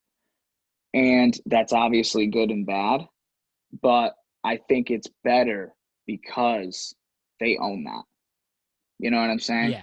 Like you've got my guy Jared Caravis, right? Of the Boston Red Sox. My guy went KFC. from tweeting on his couch to being on a duck boat with Mookie Betts, you know? Mm-hmm. Like obviously his love is for the Red Sox, and he reports on a lot of other players too, you know, and like they all do. I think that they're definitely credible people, but I think that, you know, just like the news or just like any really wherever you get your information from, just know where those analysts stand when getting your information. I think so. It's kind of up to the individual. So yeah, I think that they're credible as long as you know going into you know, whatever they're saying. Like you have to understand, like he might not say a lot of great things about Yankees players because he hates the Yankees. And then not fine, you have like people like an Eric Hubs. Yeah, no, not at all. Right? Like that's his opinion. Then you have like an Eric Hubs come at him too. Exactly. And I think it is good. And Barstool really grew on me. You know, at first I just thought it was, you know, I think I like their method of getting big from when Instagram really popped off to show their America's Funniest Home Videos to say, hey, this is some cool stuff. Like Dave Portnoy, I have a lot of respect for. I really like how he grew his empire, and even I know he has his criticisms, and Barstool has it, but they mastered the 18 to 25 demographic, growing all these great podcasts out of it, and part of my take is one of my favorite podcasts. I like Big Cat and KFC and all those guys. I think they do, and obviously like Big Cat's a huge Bears fan, and I don't think that's a problem, and he's still, you know, fairly has some great takes, and it's probably the best booked cat podcast in terms of both like sports people, and then you'd also have entertainers talking too. So I think Barstool's because really they are entertaining. You know, they are entertaining. You know, I've seen some videos of them reacting to games, but like what's great about that is again like that personal thing. You get to see it from another person who loves sports as much as you. Like of course they're gonna have a favorite team. Would you believe somebody as a sports analyst if they didn't have a favorite team or a favorite player? You know, like I mean, you have does, to. You know, I think it's better now to have that. Like Stephen A. is an obvious Knicks fan, and he's brought about that. I think that's good for him and shows our side. What's his name? Rich Eisen, great guy on the NFL Network. He's a big Jets fan, and I think it's good to have that aspect. And people have been debating, should analysts admit their favorite teams? And I actually think they should. It allows more personability, and you hit it on the nail with Barstool doing that. Right. Yeah. Like I think it's just, you know, they don't have to mention it every time they give a take on something that they agree or disagree with or something that affects them, you know, like, but with that being said, you know, like favorites, they don't have to make it known every single time, but like just getting your information from somebody like that, just really with any kind of news, know where it's coming from, know who's talking, you know. Amen to that. Amen. Yo, Kaz, why don't we switch some gears a little bit? You and I met Theta Chi, bro. I actually remember the very first day I met you. I can honestly say that in a rush event. And I think it was either the open or right before, and you and the famous John Braun, shouts to him, great dude. And we were like, and we just I don't know, I just remember me and you, and look at us now. So bro, can you tell me what you miss about that life, and maybe what you really gain out of it a year later, and you killing it in the engineering world? And what do you think about like stuff like that? I miss the company, the Mm-hmm. brotherhood, you know. I miss the convenience of living on campus, and like for example, plunger was probably in my fives apartment my senior year more than I was. Hey, You I know, had like Plunger on the the podcast. shots He's plunger. fun that, yeah. Yeah, great guy. But no, like that lifestyle was awesome, but I am also very grateful that it's over, because like Yeah, me those were too. great times and great years, but I think another year of college would probably kill me. Yeah, Yeah, like I think it would really we have to kill me. humble ourselves with that. You don't want to be the oldest guy at the party. And I sure Yeah, right. we knew some people like that. Wink, wink, nudge, Oh, nudge. yeah. We won't go there. But anyways, um, you know, another thing that I live by too is one day I'll be able to say that like those 4 years were not the best of my life. You know, Definitely like no. I refuse that to settle for that, you know, and I That feel means like a it's all lot of downhill from generations here. have. That's what I'm saying. Like, come on, like that can't be it, you know? I think like when you're in college, that lack of responsibility is awesome. And like you don't even know it. You know, you're like, I'm living on my own, life's good. Like I just like go to class and like get wasted with the bros. Like that's like Hmm. life, right? And then like, you know, you go to work a 40-hour a week job, and that's not the case, man. That's not the case. And you know, you figure it out real quick. Um, so I guess I miss like I said, like those parts, but there's a lot about it that like, you know, I would have changed now looking back at it. For sure. And, you know, but then again, it also made me who I am today, just like everybody there. You know, I mean, that was a great experience. Um, learned a lot Yeah, for I sure. think we can also be honest with that too. Like, um, Greek life is great. I can't deny it. I want to be where I am without my experience with that, especially Theta Chi, and all the confidence and being okay and comfortable with myself that I got from it. And Hmm. not every day was great. Not everyone was awesome. I think it's fair to say that when it comes to brotherhood, the brothers, there's some brothers you're closer with than others, and then there's some brothers you might not even like. And that's just part of life. And I think that's fair in that sense, because the turn off the payoff is you get some genuine friends out of it, like we have here. You're the fucking man and a great friend of mine. So, and Oh yeah, brother. so like it's totally worth it in that. And then there's some people in Theta Chi that I can't stand, and they probably can't stand me, and that's okay. But and that's just how it goes. And it was worth all those trials and tribulations and dealing with all people who either liked me or didn't like me, that helped me grow into a better person in general. You feel that way too? Yeah. You know, I hate the people who um didn't join Greek life and say like, oh, you paid for friends. And I think I hate it also just because like I've always been friendly and I've Yeah. always had a group of guys around me. I didn't need to pay fraternity dues in order to get No. friends. I definitely got more than I probably would have, but like Right. I also really clicked with the friends that I made at in like in Theta Chi and after, you know. Definitely. I think especially if you like took the fraternity and like got everything out of it that you could, like you and me both ran for like e-board positions Hmm. more than once, you know, and held it down, did our thing. And like I'll be honest too, um, I actually didn't get a position that I really want. It might have been VP. I don't know. My like junior year or something. Hmm. And I didn't get it. And really the vote came down to the fact that the fraternity thought like I was a hard headed person. And in that moment, I was so like, I was disappointed. I was pissed off at my brothers. You know, I was like, I thought I could have had your vote, this and that. Right.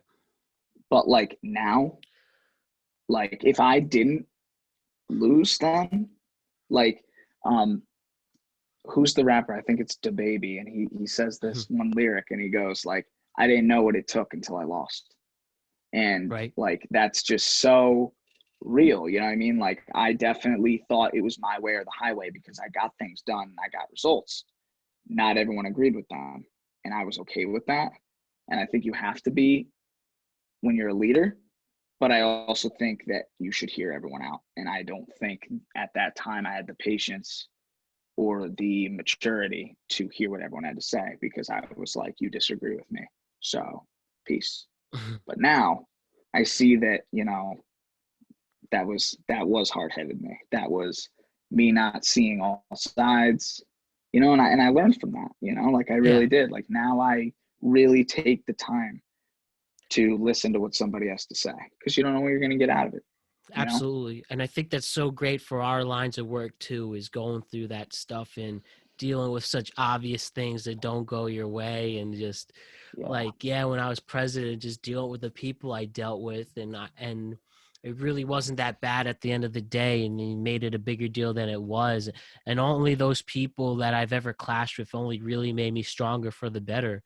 And you know, there's no ill will with anyone, or if at all. If there's people I like, it, I can't say there's nobody I really dislike to this day. I can be friendly with anyone. You know, you don't forget what like certain people did to you and stuff, but you can at least say, hey, how's it going? Maybe we won't you know, be sliding each other's DMs and stuff, but at least you can say that. And I think also with some bad decisions people made, and even myself, like, you learn how much of an idiot you were, you not back then, and then you can be, you know, at this day, whether you want to apologize to them or not, and you can say like, yo, I'm sorry for being such a dick, I didn't do the right thing. And even things we deal with now, and that's so much easier, is like, how could someone be really pissed at the end of the day? Like, I'll bring this up, we talked about with our fantasy football league, we had to have 2 people get removed, and these 2 people are not happy with me right now because they didn't pay their fantasy fees. And like and after, I'm sure there's plenty of shit talking, and there's probably, maybe they made memes about me, whatever.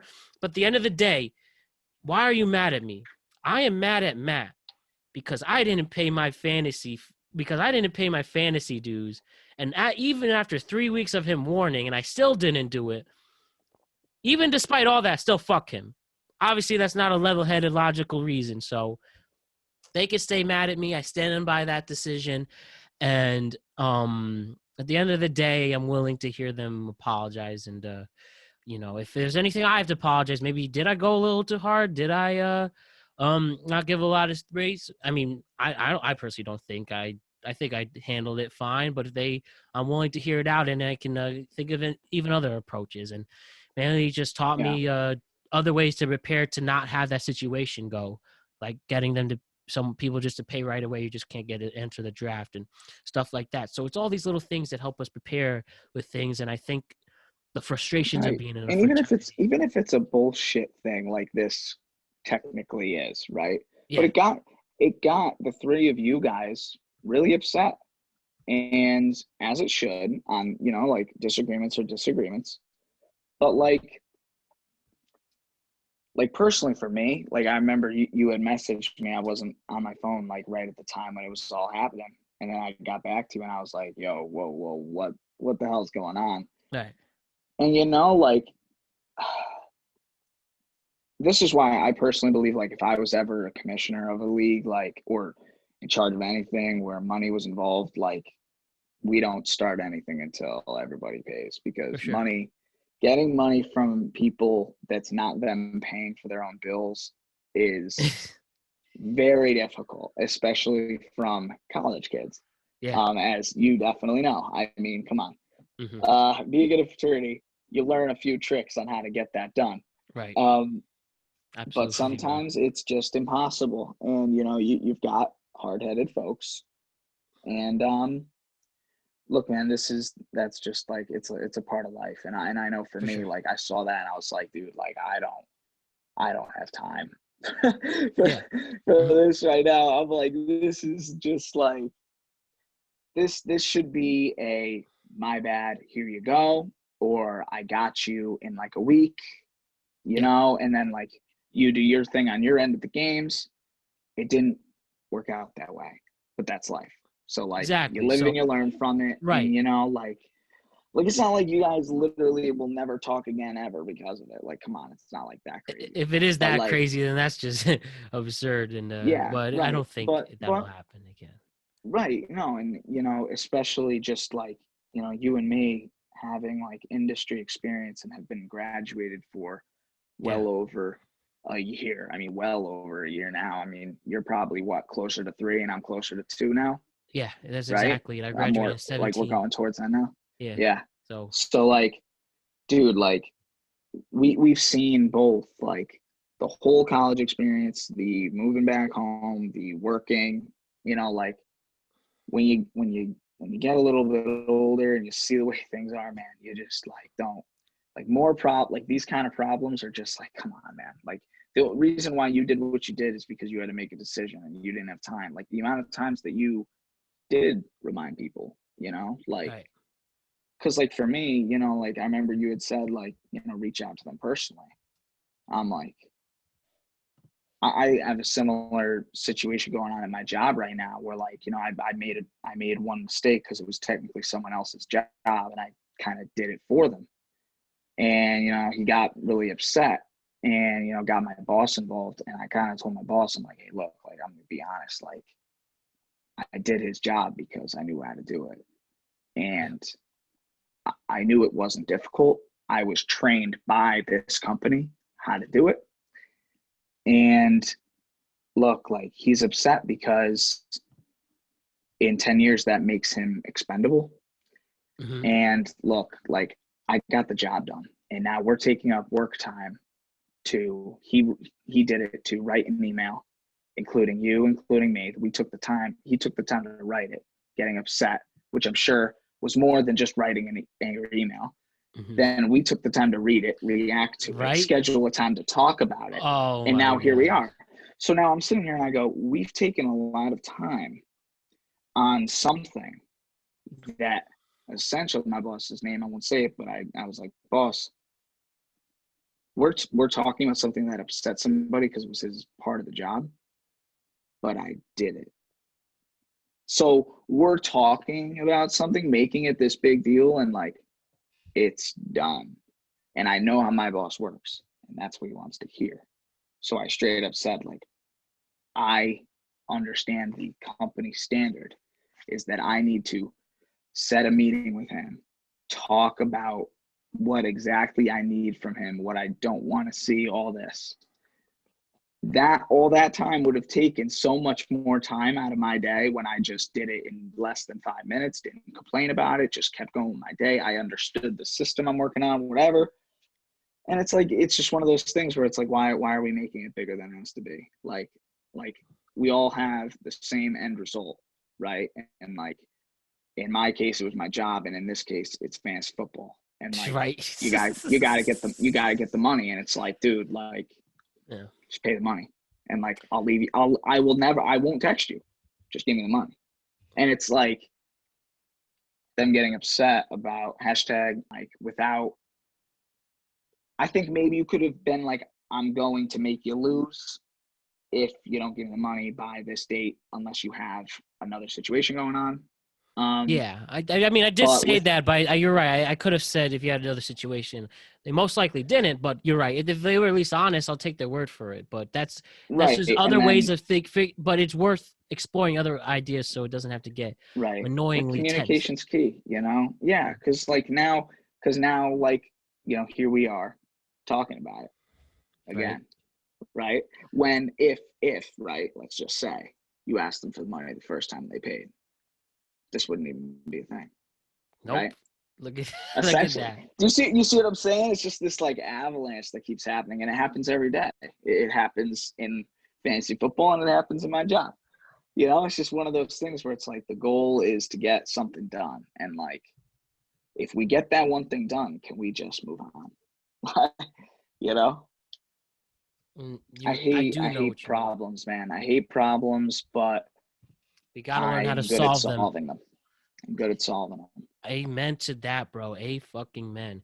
Yo, one thing I want to just ask really quick. Isn't it now that you've been in the workforce, when we talk about fraternity, let's be real. I'm going to say a very, very bold statement. Pledging and entry-level job work, it's crazy how similar. Maybe they're this. I don't want to say they're the same thing because obviously one's a job and you're with your career and one's just a fraternity. But the way you have to go work hard to earn respect from your superiors is the exact same concept, whether it's pledging or an entry-level job. Do you feel that's accurate? So I think that statement is very bold, and I think a lot of people would laugh at you.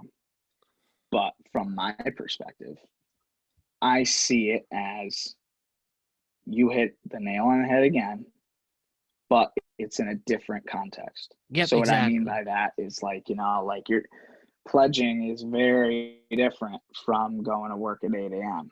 Yes. Pledging, you're doing activities at 3 a.m. Whereas my job, you got to be early and ready to communicate at 8 a.m. So it's different in ways like that, and like the professional attire, professional attitude, what have you, in those senses. But for what you're talking about, like, I am the second youngest person at my job by 1 week. Dang. Yeah. That's my supervisor is 53 years old, and he has close to 41 years of engineering experience. My goodness. And he's teaching somebody who has 23 years of life experience.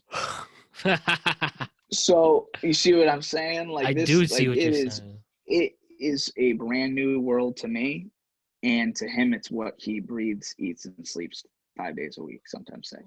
Shit. And like, I mean, and you gotta love it. But like you said too, like, he respects me because he knows that after this podcast, I'm gonna get more work done.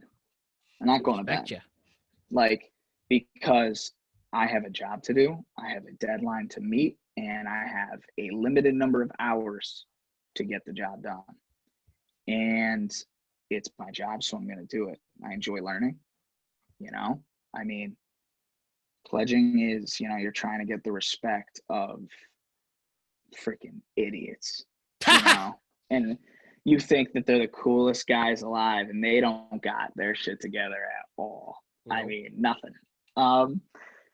Definitely, like, they're a little bit more mature than you and may have a little bit more experience, like drinking beer and talking to girls than you. But when it comes down to like the real shit, right? Like, that's really it. And like, no, I completely agree with you in all seriousness too. Yeah. But like you said too, I mean, if you want to stand out, if you want to prove your worth, if you want to build that reputation, you need to stand out. You gotta do something different. Like, I read an article on Matthew Berry one time, and at one of his interviews, the fantasy football ESPN guy, for people. Yes, my guy. He is my guru. He brought a like toy squirt gun to an interview and like put it on the table. And the last question of the interview was, why did you bring a squirt gun? And I mean, today you probably can't do that. You probably get arrested. But like he said, because you're going to remember the guy who brought a squirt gun to the interview, and he got a call back and he got that job. And it's just shit like that. Like, that was his day one that separated him from the pack. Like, you know what I'm saying? Like, if you really want to make do that stuff. Right. And that's why, so like, I'm sitting here and I know my strengths, and my strengths are when people are not talking to me at nighttime and I can just listen to music and do my job without people bothering me. I get a lot done. I get to learn more. I get to ask questions, prepare for the next day. It's kind of like, that Mamba mentality. Yes. You know, Yes. I mean, he straight up says like if everyone else starts training at 6 or 6:30 every day, and I wake up at 4 and start training, that's 2 more hours of training every single day that I have on top of my opponents. So for me, if I'm competing for promotions and raises and managing projects, if they're all working 40 hours a week and I'm working 50, that's 10 hours more every single week that I'm putting into my job, into learning, into all this stuff that just separates me. So that's my strength. Dance beautifully in the bubble that you are comfortable dancing in. Dude. That's what Kobe said. Bro, this is why you're going places, Kaz. Your drive, your wokeness to this, your ambition is taking you places. And so much, I admire you so much for wanting to continue to work. And I feel the same way with this podcast, trying to grow an audience, just being myself with it. I've had plenty of suggestions of what I should do to make this show what it is. But I like doing it my way, and I've 10 years of listening to these podcasts and radio shows. And I know at the end of the day, you want somebody to be themselves in a host and a personality. And I know that I'm good enough. It's the why not me attitude. And I will make this as legitimate of a thing as I can and will. And that's why I have made the studio. By time you're done, you'll be the 25th person on the show already, showing just 25 different people from all over the world in 2 months. At this moment, we're at about over 425 downloads at this moment, and the show is only 8 weeks old. And that's just showing off different people, showing that they are as cool as celebrities as regular people, and we're just being productive amongst them. And I'm being productive, being myself with this. And I know someday that will take me far in this endeavor and in my career. So we're just working really hard, and we're working really smart at the same time. And we're doing it in our ways. You and I and other people were like racehorses. Racehorses actually have their eyes covered, if anybody noticed. They're just running straight. They don't really care about the other horses. Tunnel vision, bro. Tunnel vision. And we can always hear people out, and it's fine, but we don't let them manipulate us and bring us down for it, because we know what's best for us, and being ourselves are going to take us places, and we are patient with it. We're not setting a timetable with it, and we just know we're good enough, and we're our own biggest fan at the end of the day. I mean, bro, like, think about it. Like, it's 10:14 on a Tuesday, and we're just chatting. And we're doing this because, we're friends and we want to talk and stuff. But, like, you organized this. You took the time to make that studio. You made your platforms to share it. You're scheduling Zoom meetings with people, professional things, scheduling times, and just rolling with it, which makes it fun. But like, this is the kind of stuff, this is practice for you, really. Like, this is, and it's practice, but it's not, because you love it. And that's what matters. Like, dude, like, I'm not getting paid for this, and we don't care, because we enjoy it. Exactly. So this is when you end up getting paid for it and you're moving up, like, all those little accomplishments that you're getting right now, you keep those close to your heart, like, you keep that going, and you just keep seeing these bumps and just be proud, like, always, like, if the little things make you happy, the big things are like, it's gonna rock your world, like, dude, this is a long way up, it's a long way up. Like, dude, like you said, we have to be patient, because these other people where we want to be, they were patient. They didn't get this job yesterday, and they also didn't start yesterday. This is the type of stuff, like, you and me right now, we could be playing video games, watching Netflix. Like, nah, like, dude, I got shit to do. We're making content, and we're doing it productively. That's the end of the day. That's why it's called productive conversations. These aren't interviews. These are conversations for the listeners to help make them better people. And I do it to also explore my creativity and show how awesome a regular person like you is. And I mean, well, you're more than a regular person. You're extraordinary, dude. So that's why this comes together. And why not us? Simply, why not us? And not being afraid to do it. And we have a lot of work to do. This is just the beginning. I'm more hungry. 400 downloads is great for today, but you know what? I want 500. I want 600. I want thousands. I want tens of thousands. I want to get millions someday, and it will take some time. I'll continue to do whatever I can, reinvent myself to do that, be as relevant as I can, and just don't give up with it. And I know the show's good enough. I know it is relevant. I know it is relatable, and I know it is great content for people to enjoy. And other people will know that. That's probably the best thing I got out of being a president fraternity. I may have made decisions that I know weren't the best, as the most fun as a whole, but I knew they were the best for the whole. And at the end of the day, the real ones will recognize, and then the idiots will just say "fuck you" to me, and I just won't bother it and just swipe it off my shoulder, and we'll keep going. If I had any sort of like recommendation or some sort of constructive Absolutely. criticism for Please you, do. when you wrote those summaries of fantasy football on Instagram, they were both funny and like awesome. So where I'm getting at that is, you know, like I know you have your platform and this is what you love to do, and like rock on, dude, you're doing great. Means a lot. I Thank you. think like maybe you should also get into like a little bit of the writing thing too with all this. I don't really know how. Put your own spin on it. You know, that is your job to figure out, but I think you're a really good writer. And I think that it separates you when you can write great articles, stories, narratives, whatever they may be, formal, informal, and then like, you know, comment on something professionally and then also be able to have these conversations.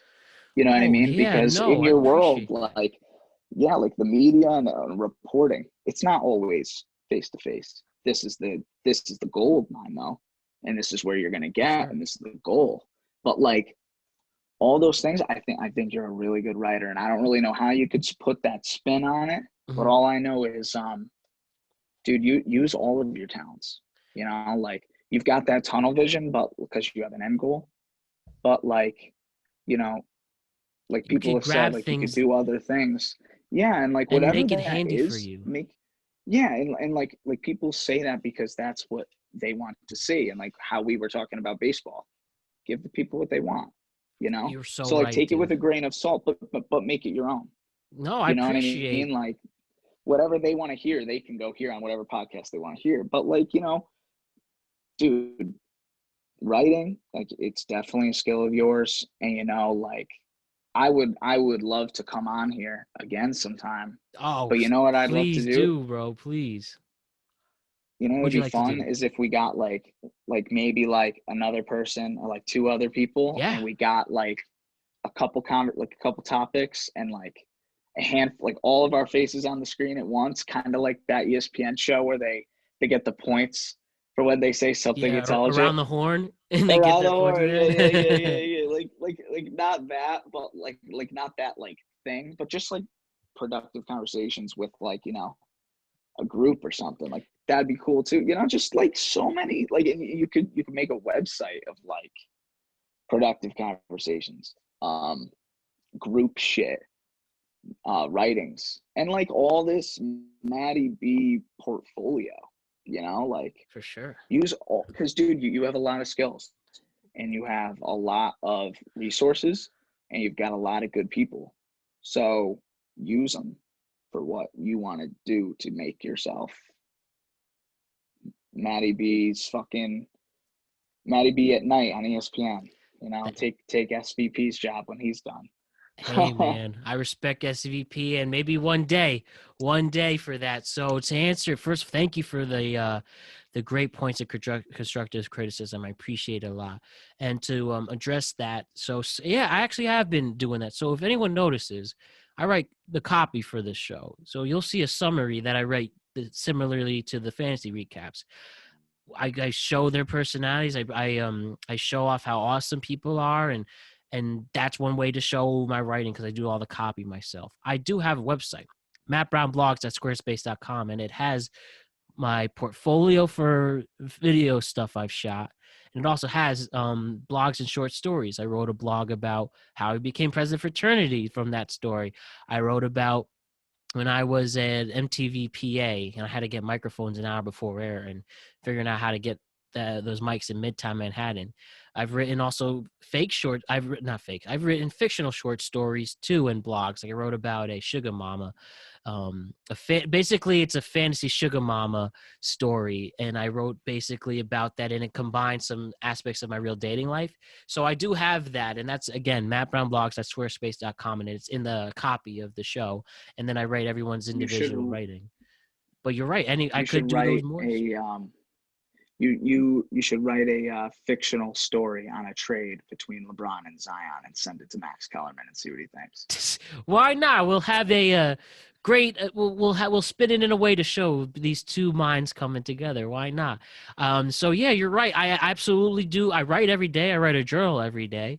And that's where some of those blogs came from. But we could explore those more. No such thing as too much writing. No such thing as too many ideas. And I appreciate you saying that stuff, and I will explore it even more and make sure to make an emphasis to read these special copies. So thank you for that.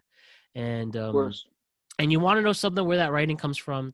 So if you'll see on my Instagram, when I'm not writing, when I'm not podcasting, when I'm not working out, and when I'm not hanging out with people or group of people, I watch a lot of movies and TV. And the reason why is not to dumb down watching the stupid Office. I watch movies from all over the centuries, no matter if they're black and white, no matter if they're in English or not. Mm-hmm. And the reason why I watch those is because I want to know how people tell different stories. Simple as that. And it's both classics and goods. And I know some of the movies are definitely pretentious that maybe a huge film nerd like me would like, but I will watch something stupid. I won't say stupid. I'll watch something a little more grotesque. So like one day I'll watch, on Monday before NFL, before the Sunday, I don't go to the gym on Sunday. So I go every other day of the week. So I watch two movies before the NFL games. Who's Afraid of Virginia Woolf and Cat on a Hot Tin Roof. They are like world-renowned plays and literatures. Like this is what would get English teachers hard and like crazy. Like these are deep Tennessee Williams, Edward Albee's writing. And probably to the average person, it's boring as hell. I won't lie. Like they're literally just people talking the entire movie. I, though, figured out how I saw it as like the conflict that was in. Why are these people, how do they make this into a story? Even, and one of the movies are in black and white too, and it's literally four people talking for a whole movie. But I looked at it in a certain way that helps me become a better writer and get certain references in and stuff like that. So I do watch a lot of those movies you see in my page. A lot of them I wouldn't necessarily choose right away, but I have to watch them because of how significant they are. You know what I mean? No, that's beautiful. I mean, and that's, you could connect that to really anything. Like if you want to fully understand something, you need to know the in and out of everything. Yeah. And the industry that you're in, like, it's actually a shame how like, you don't have your dream job right now. But that's just how much I know that it's going to come, because like, it's never going to be too late for it. So we're going for it. But like the guys at any news channel, right? Like they're not going to watch this video. They're going to watch the whole thing to when we get to this point, right? They might, but like if they heard what you just like said, dude, like fuck your interview questions. That's the kind of guy that you want working for you. Yeah. It's about the people. It's really about the people. Like, like if your heart's in it, that's half the game. And Yes. a lot of people just have jobs because they need jobs. And some people just got given opportunities because they knew someone like that with no industry experience, and it's just part of the stupid and like game. This right here, this is experience. You know what I mean? And so like what? if they're like, oh, like have you never done podcast, this?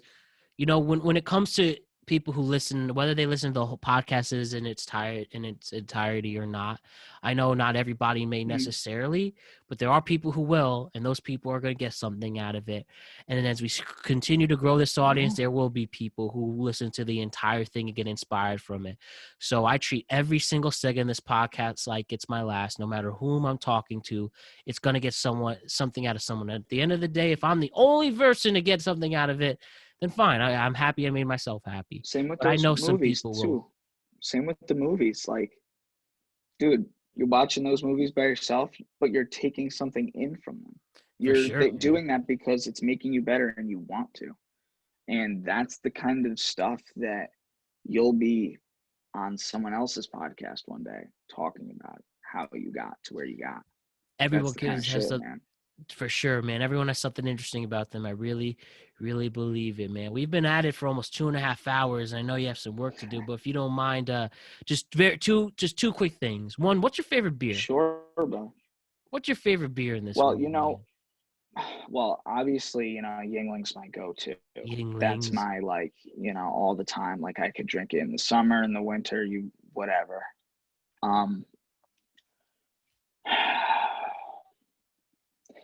I mean, that's probably got to be my favorite beer, dude. Mm-hmm. Like, I love, and that's not to say that I'm not willing to try other beers. Like, I try new beers all the time. Jacob Murray, if you ever have him on this, he is an avid beer explorer. And whenever he comes up with a new one he likes, he buys a 6-pack, comes over to my house, and we fucking drink it. Let's go. Let's get it. Half the times I love it, half the times I hate it. But it's all about the experience, man. Like, you never know until you try, Right. So, like, that's for sure. I love beer, dude. Like, I love all different kinds of beer. I love going to places like World of Beer and just, like, seeing something crazy on the menu, and I'm like, wow. Give it to me. Fuck it. Like, so I think, like, if I'm going to the liquor store on any typical day, I'm probably going to leave with Yuengling. But with that being said, I mean, like, beer's beer, and I fucking love it. Except Keystone. I've been a little bit of never can't go back to Keystone, dude. Back too many memories. You were about to say something too. You were about to what? I've actually been a little bit of a wine drinker lately too. I feel like a lot of people have been evolving into that lately. I do enjoy me a good glass of wine. Dude, it's a little different, Like, I obviously like red prefer wine. beer. Come on, yes. Right, I like both, to be honest with you. I like. Oh yeah, me too. I like both. If I had to pick, and white Merlot. I had to pick. I love my red wine, and with beer, man, bro, if beer's good. That's one of the great things. What's your favorite beer? Blue Moon. Blue Moon is the one. One thing this is just me. I don't really like eating when I drink alcohol. I don't. Yo, same. I think it doesn't quench my thirst. Like, I'll go to the bar, eat my meal, and then get my beer. Like, that's or whatever I'm drinking. I don't like drinking alcohol with any meal. Facts. And especially beer fills you up too. Oh yeah. Like, I want to enjoy the meal. Drink my water, and, like, I want to enjoy my meal when I'm enjoying my meal, and then I want to enjoy my beer when I'm enjoying my bear. Right. You know yeah. what I mean? I want to actually drink it like that. Like, I don't like, when I'm having my meal, I really only drink. I don't drink coffee. I only drink milk with my supplement sakes. And it's just like, I just take it all in that aspect. And I like, I want to enjoy my beer for my beer. And I also really like Stella's are good. Yuengling is good too. I like finding random IPAs. Or craft beers, I should say. Actually, the Stone Cold Steve Austin beer was really good. All I know is Stone Cold Steve Austin beer. It's really fire. And what's it called? It's just Stone Cold Steve Austin beer. That's it. That's literally. I swear. Like, once we're done here, I'll DM you what it looks like. I'll have to try it. And I would love to share that with Jacob's opinion for it too. And also, the last thing I wanted to say regarding the multiple people Zoom. So I said after 25, I'll start doing multiple Zooms and have, repeat while getting new guests, of course. We can have repeat guests with other people, whether it's you, me, and Jacob. And we could do it with Zoom. Zoom has a 3-person 40-minute limit, but you could just restart right away after, which is great. Hopefully they keep that until then, or then I have to pay $150 for the year. So maybe when that comes around, I may have a workaround on that problem. So when you get to there, give me a ring and for I'll help sure, you out. for sure. And I would like that. And yeah, even if the worst case scenario, if we only do the 40-minute limit, literally all I would say is, hey, we're going to take a quick break. And then I just start a new meeting and we do it again. So that's right now. Zoom. I think I got a way around it, but it's a magical way that magicians don't reveal their secrets. So let me know, and I think I can. We can go 40 minutes, or we can go 2.5 hours. I think we'll be okay. But you said, we're guys, and we're man's man. And exactly. We'll be fine. Figure it out. Exactly. And again, in the Nothing worst case, wrong with dialing the phone, dude. right. Nothing wrong. I hear that, dude. And thank you for that. Thank you, seriously.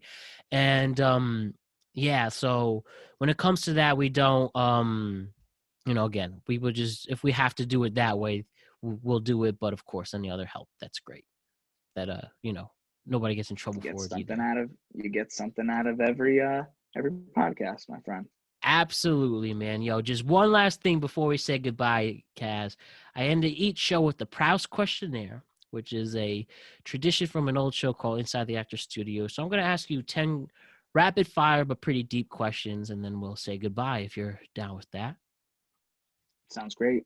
Yo, my first question. What is your favorite word? Fuck. All right.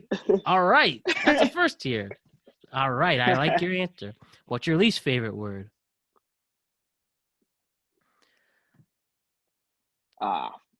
Shit. That's not it. I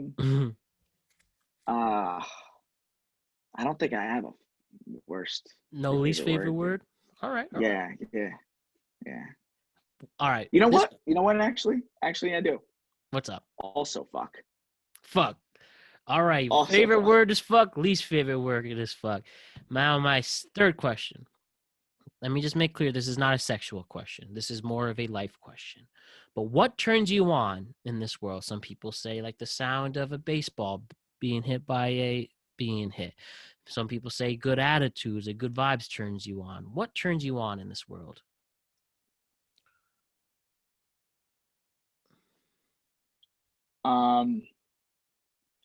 Scott Hansen's voice on Sundays and and laughter. All right. And laughter. Just if those people don't know, Scott Hansen is the voice of the NFL Red Zone that we hear every weekend. So thank you for him for providing us with the games around the league. And God. I love laughter. So what turns you off in this world?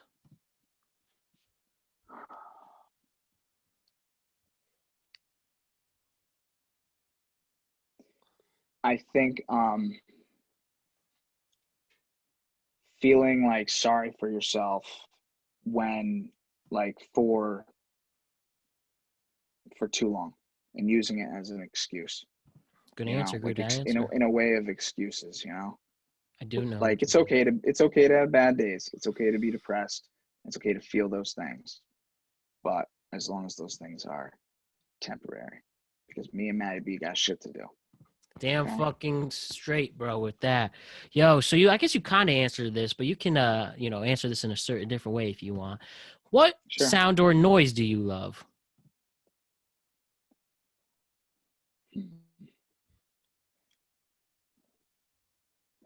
Definitely love the sound of like a basketball swishing. Oh, nothing. He said nice when they had a nothing but netter. So hear that, brother. That, and I actually have like a chain rim right now on my hoop.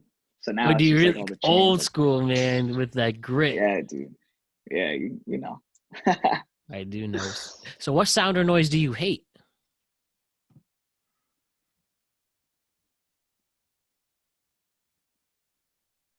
Oh my God. When I join Zoom meetings at work and the operator goes, goodbye, and fucking hangs up because I didn't put in the right meeting ID. Fuck that bitch. Or the Zoom That's the call sound. sound. Dun, dun, dun, Yeah, dun, yeah. dun. You have entered the wrong meeting ID. Goodbye. Boom, boom, boom. Like, fuck, bro, I'm late. Like, yeah. Yo, tell me, I guess you kind of answered this question, but I'm gonna ask it anyways. What's your favorite curse word, Kaz?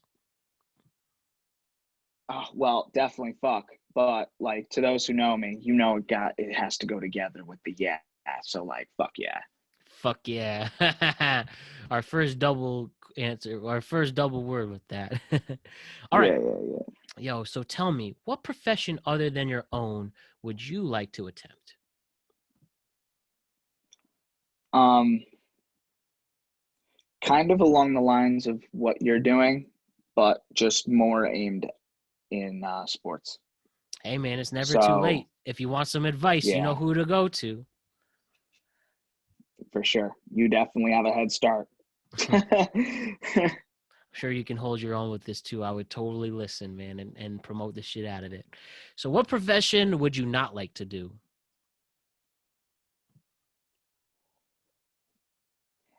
Any job that's like, you're going to work and doing the same thing every day. Just any job that it's like, I'm not doing something, whether Anything it's Monday. bettering the world, bettering the environment, or bettering like people. Like if I'm just going in, just being a fucking keyboard typer, nah. Ain't for me. I hear that, bro. I really, really do. And my last question, and I think I'm really excited for your answer for this, Kaz. If Okay. heaven exists, what would you like to hear God say to you when you arrive at the pearly gates?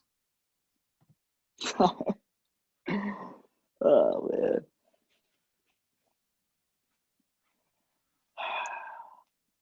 Dang, you're short. Yeah. Yo, you know what? I'm gonna Well, answer. that'd be the joking, like I feel like maybe if he was like, beers over there, women over there, and your family members over there, you know. Yo, man, I'll give you my answer. I asked this to some people. I've never answered that question. You know what I would like God to say to me? This is a movie What's that? reference, but you ever see This Is the End? Yes, yes, I Remember have. Kid goes, he goes, "Welcome to heaven, motherfuckers." Yeah, right, I'd be like so right. hyped. Then see, first things first, see some family I have to see. That'd be definitely the first thing I would do. So, seriously, Kaz, nothing but a pleasure. Again, I want you to come back. I'm glad you expressed that. Whether with just you and me, whether it's you with another person, especially you have to do one with Jacob Murray. I hope he be down. And seriously, man, like I said, everything I said at the beginning, yeah, you got a lot of my respect. You got a lot of my love. And, bro, you're going places, bro. I'm very fortunate to have you in my life. And I can't wait to do this again. And you are every sense of the words when people say you are the man. Matt Brown, everything you just said, retweet for you, brother. Love you, dude. You're doing a great job here, and thank you for doing this. This was both fun. It was productive. We both got something out of it, and I'm excited to come back. On to the next one with that, man, bro. Thank you for your kind words, and I love you too, brother. Thank you so, so much. And with that, that's my guy, the great Steve Kazalunas. Thank you so much, bro. I'll see you really, really soon. Stay safe, my friend. All right. See you later, bro.